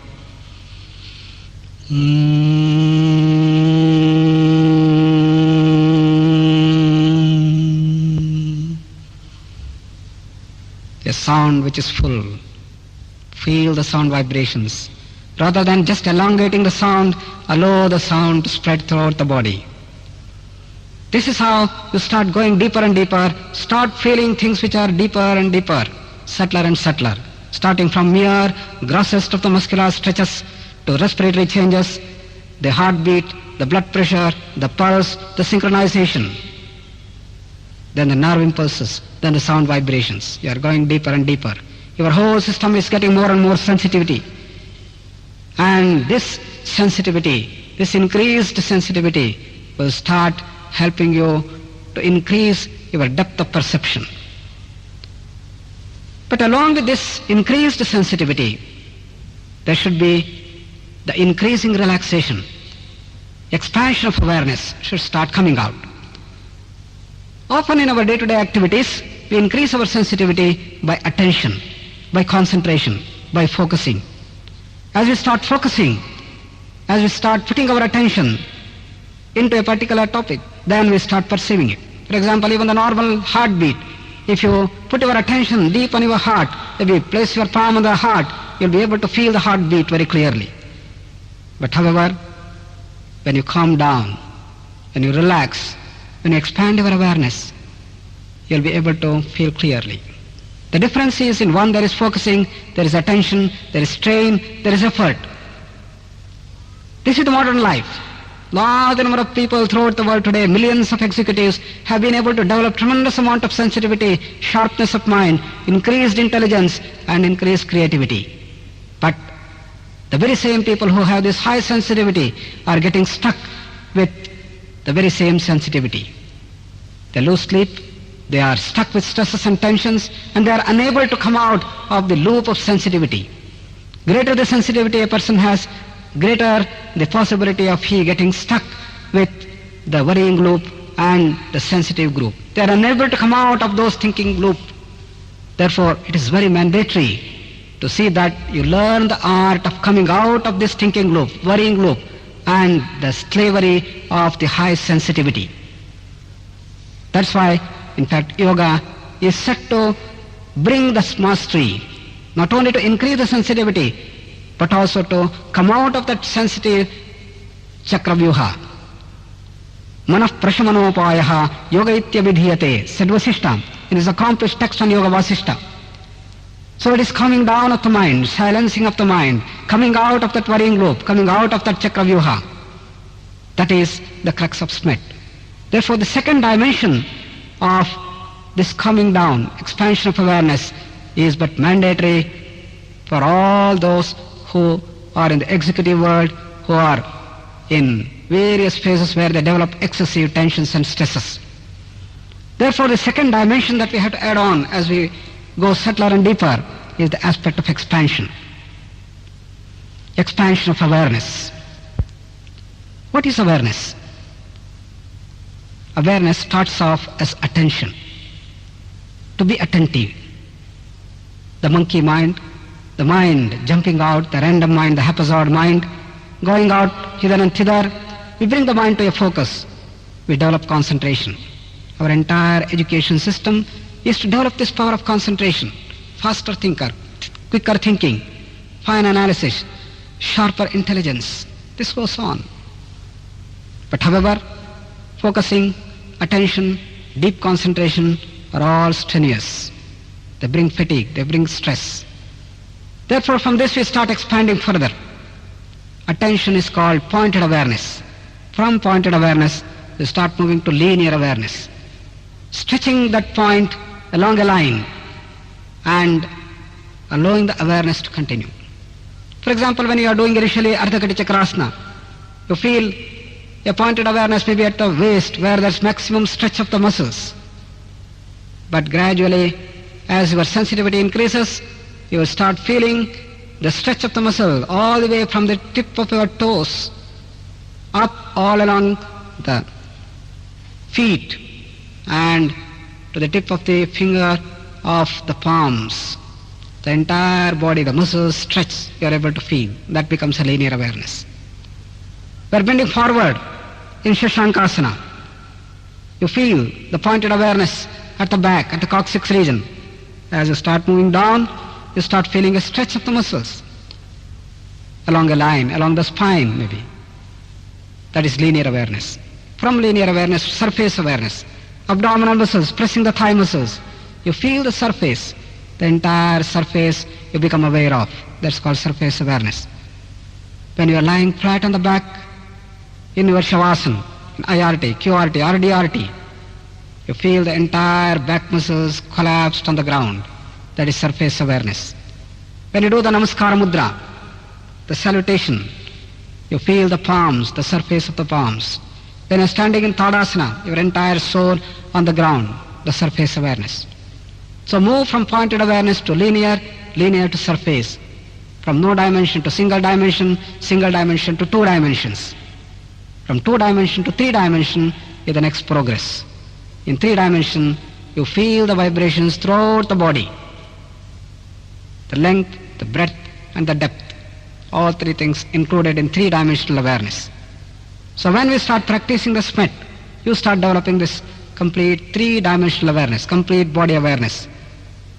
A very effective tool to build 3D awareness into our system is the sound. We use A, U, and the combination of the 3, Aum. Through these sounds we will be able to generate resonance in different parts of the body and throughout the body. For example, a Brahmari would bring beautiful resonance in the head region. Akara builds resonance because of its lowest frequency in the lower parts of the body. Ukara generates the flutter and the entire middle portion gets to a beautiful massaging effect. A, U and Ma brings a complete body awareness. This is how we start recognizing, we start feeling the 3-dimensional awareness, awareness throughout the body. But then, moving from 3-dimensional awareness to the group awareness. The modern high-tech era is the age of organization, the age of group work, the group and the teamwork. And for that we have to have a group awareness. From the complete body awareness of the individual further progresses to build a group awareness.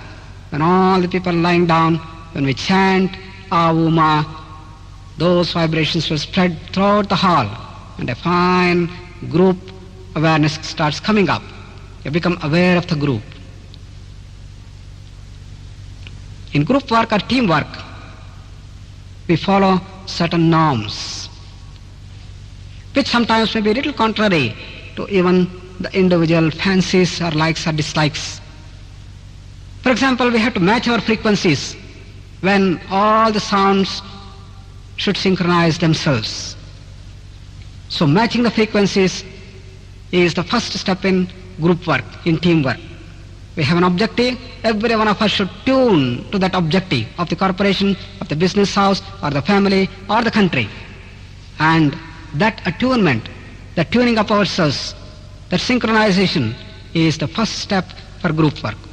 That training is obtained here in the SMET when all of us will repeat A, O, Ma and Om together, synchronizing the sounds together in the same frequency, producing a fine resonance of the entire group.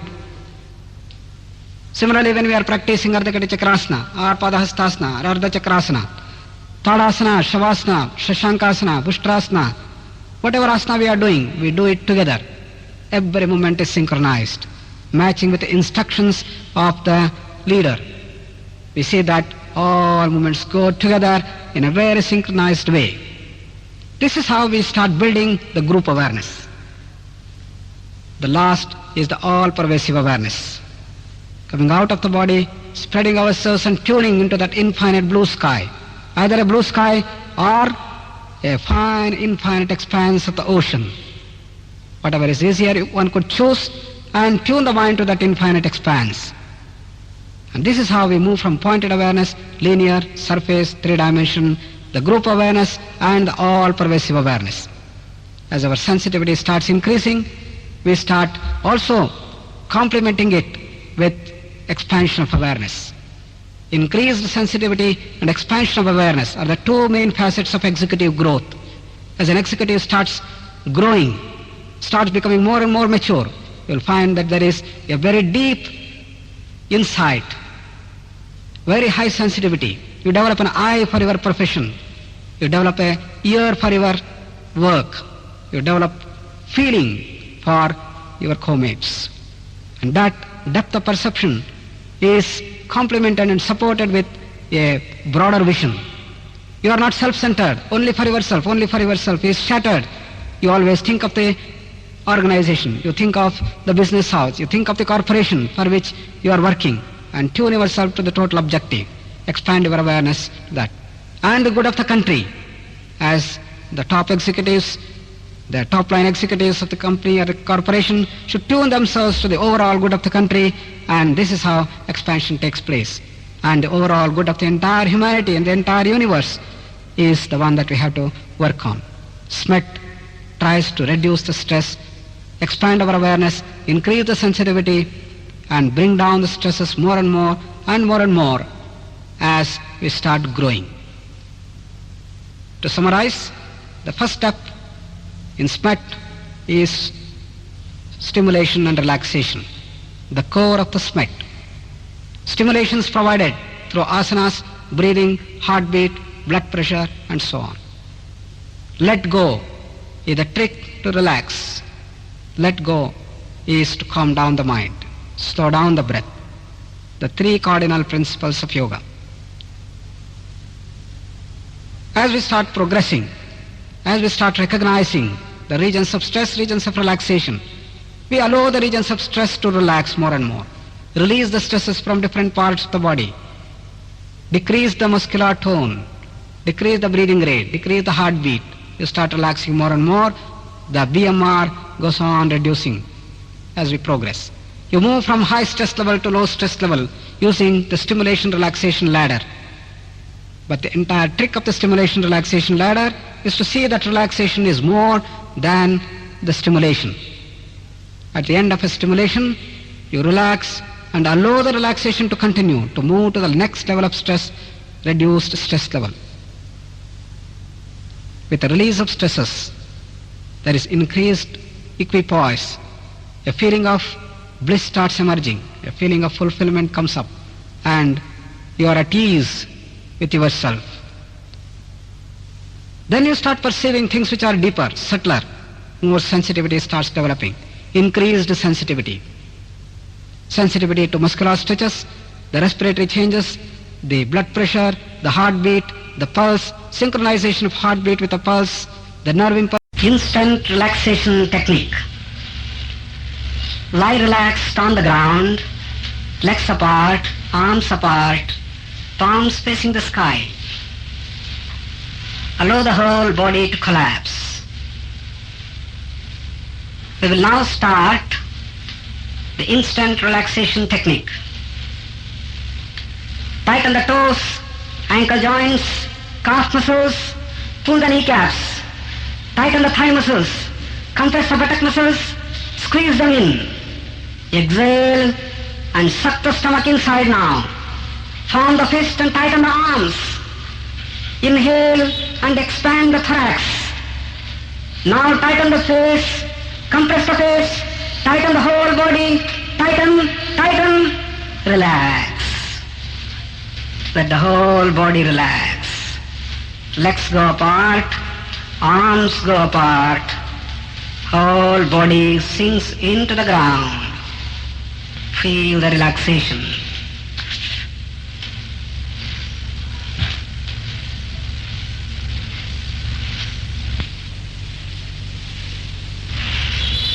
Quick relaxation technique. Lie relaxed on the ground with legs apart, arms apart, palms facing the sky. Start feeling the movement of abdominal muscles. Slowly the abdominal muscles are going up and coming down. Feel them. Make the movements relaxed, continuous and uniform. Abdominal muscles coming up again. Allow the muscles to bulge up fully and bring them uniformly down and suck these muscles inside. Again the muscles bulge up, make it uniform and continuous, and allow them to collapse down. Suck them in. In phase 2, start feeling the muscles coming up as you breathe in. Inhale fully, bulge them up fully. Exhale, abdominal muscles are coming down.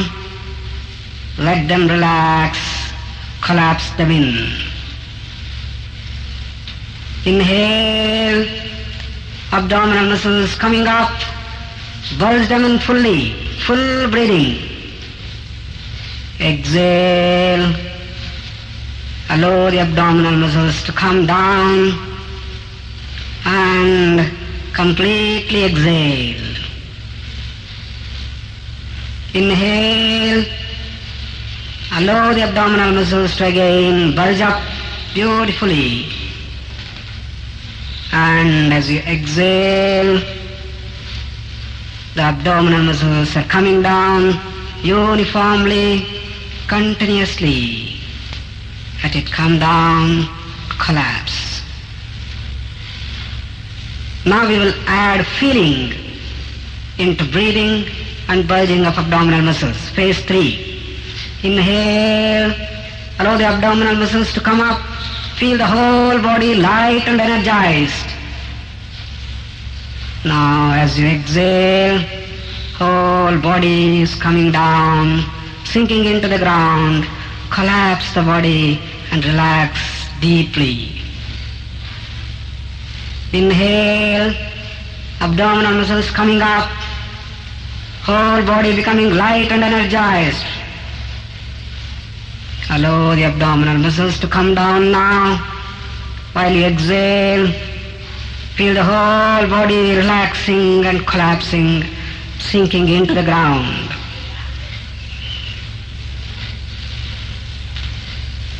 Let the whole body relax. Inhale, bulge up the abdominal muscles, whole body getting energized and light. Exhale. Abdominal muscles coming up uniformly down. Collapse and relax the whole body. Feel the body sinking in by millimeters.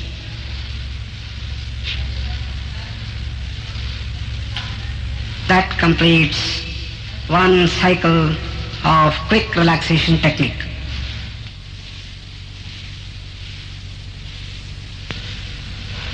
Deep relaxation technique. Lie relaxed on the ground, legs apart, arms apart, palms facing the sky. We will relax now part by part. Start from the toes.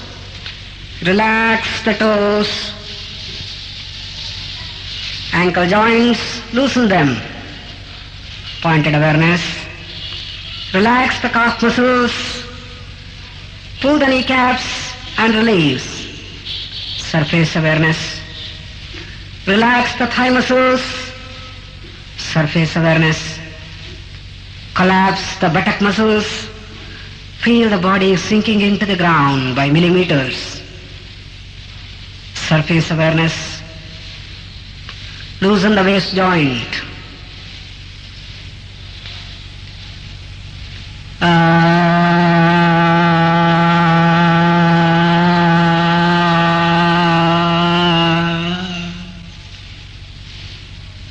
Feel the resonance spreading all over the body.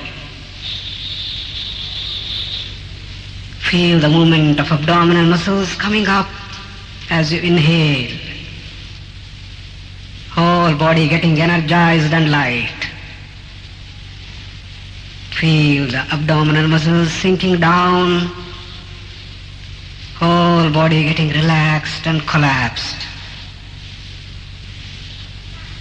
Thoracic muscles expanding beautifully as you inhale.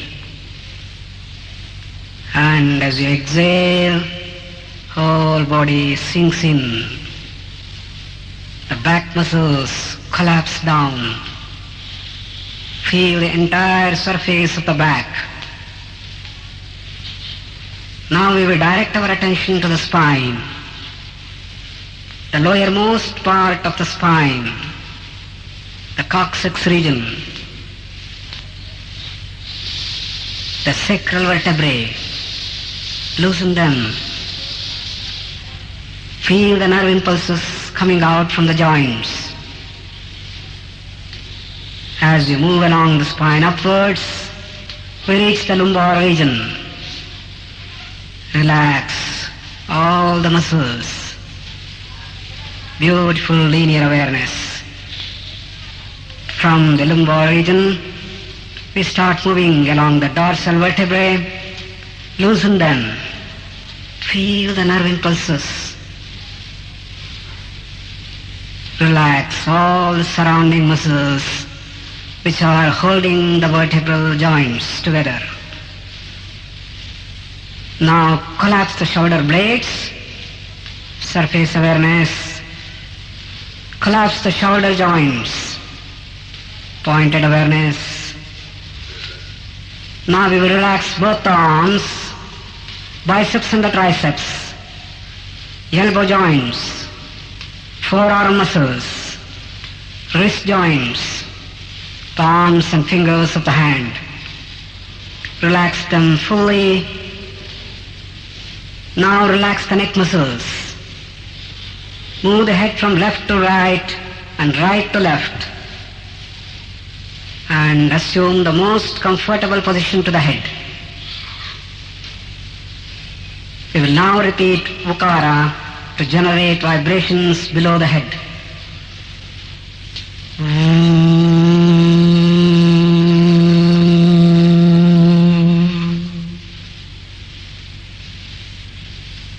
Now we come to the face and the head, the most important part.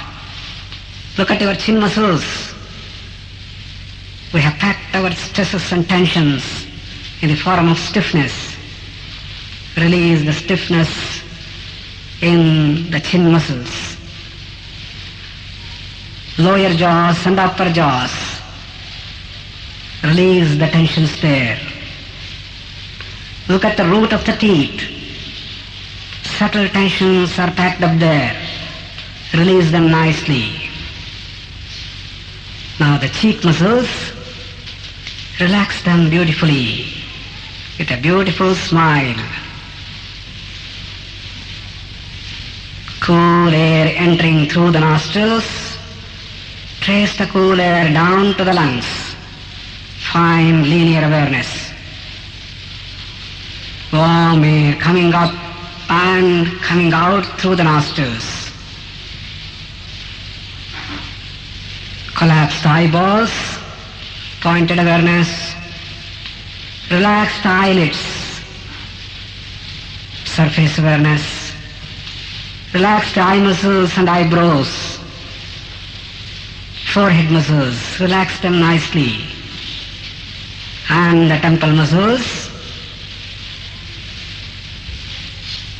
Now the head region, relax the front, topmost, and the back regions of the head. Whole face and head nicely relaxed and collapsed.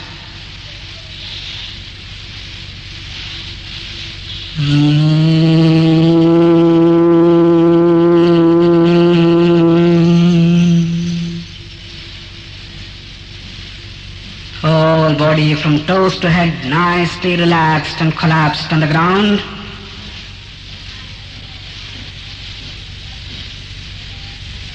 Feel the relaxation.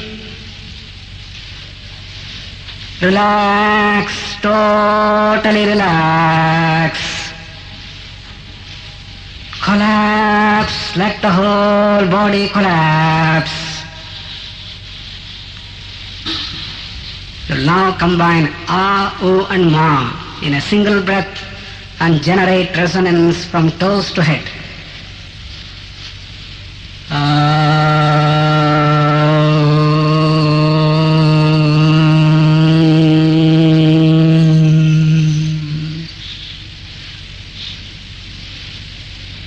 Feel the resonance spreading everywhere.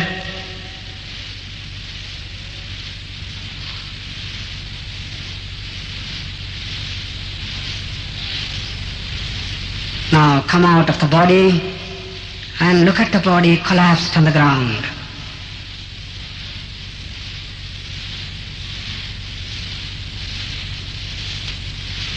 Now let us expand the awareness by imagining a beautiful blue sky or an infinite ocean. Recall that beautiful expansive feeling and the associated bliss.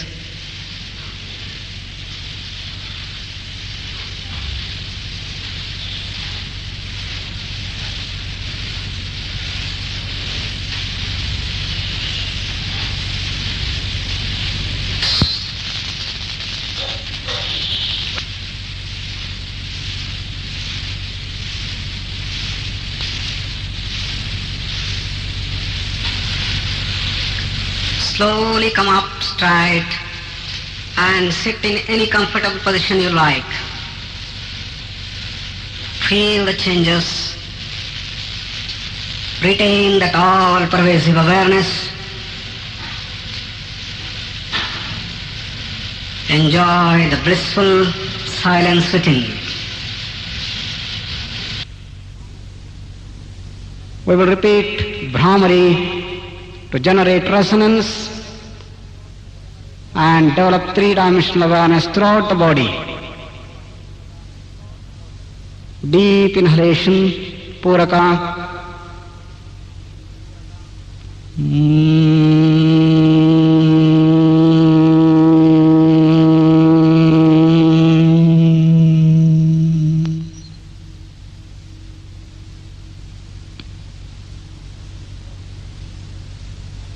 Now we come to the fourth phase.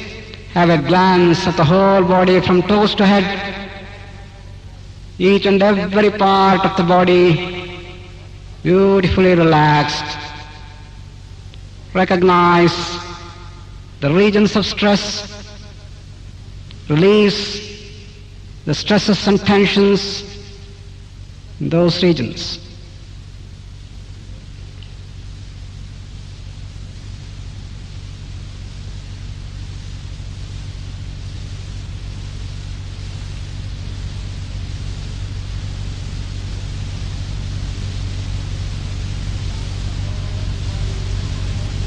Relax the whole body.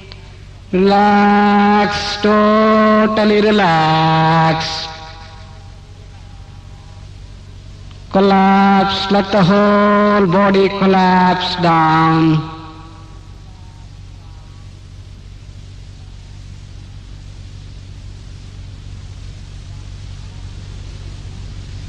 We'll combine A, U and Mu in the same breath and produce that beautiful Om, resonating from toes to head, producing three-dimensional awareness. Inhale fully.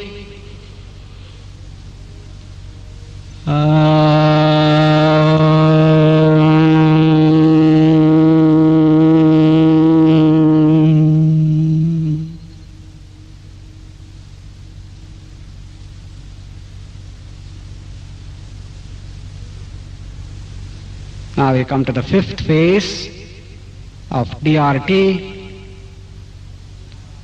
Just imagine you are coming out of the body, going up towards the roof,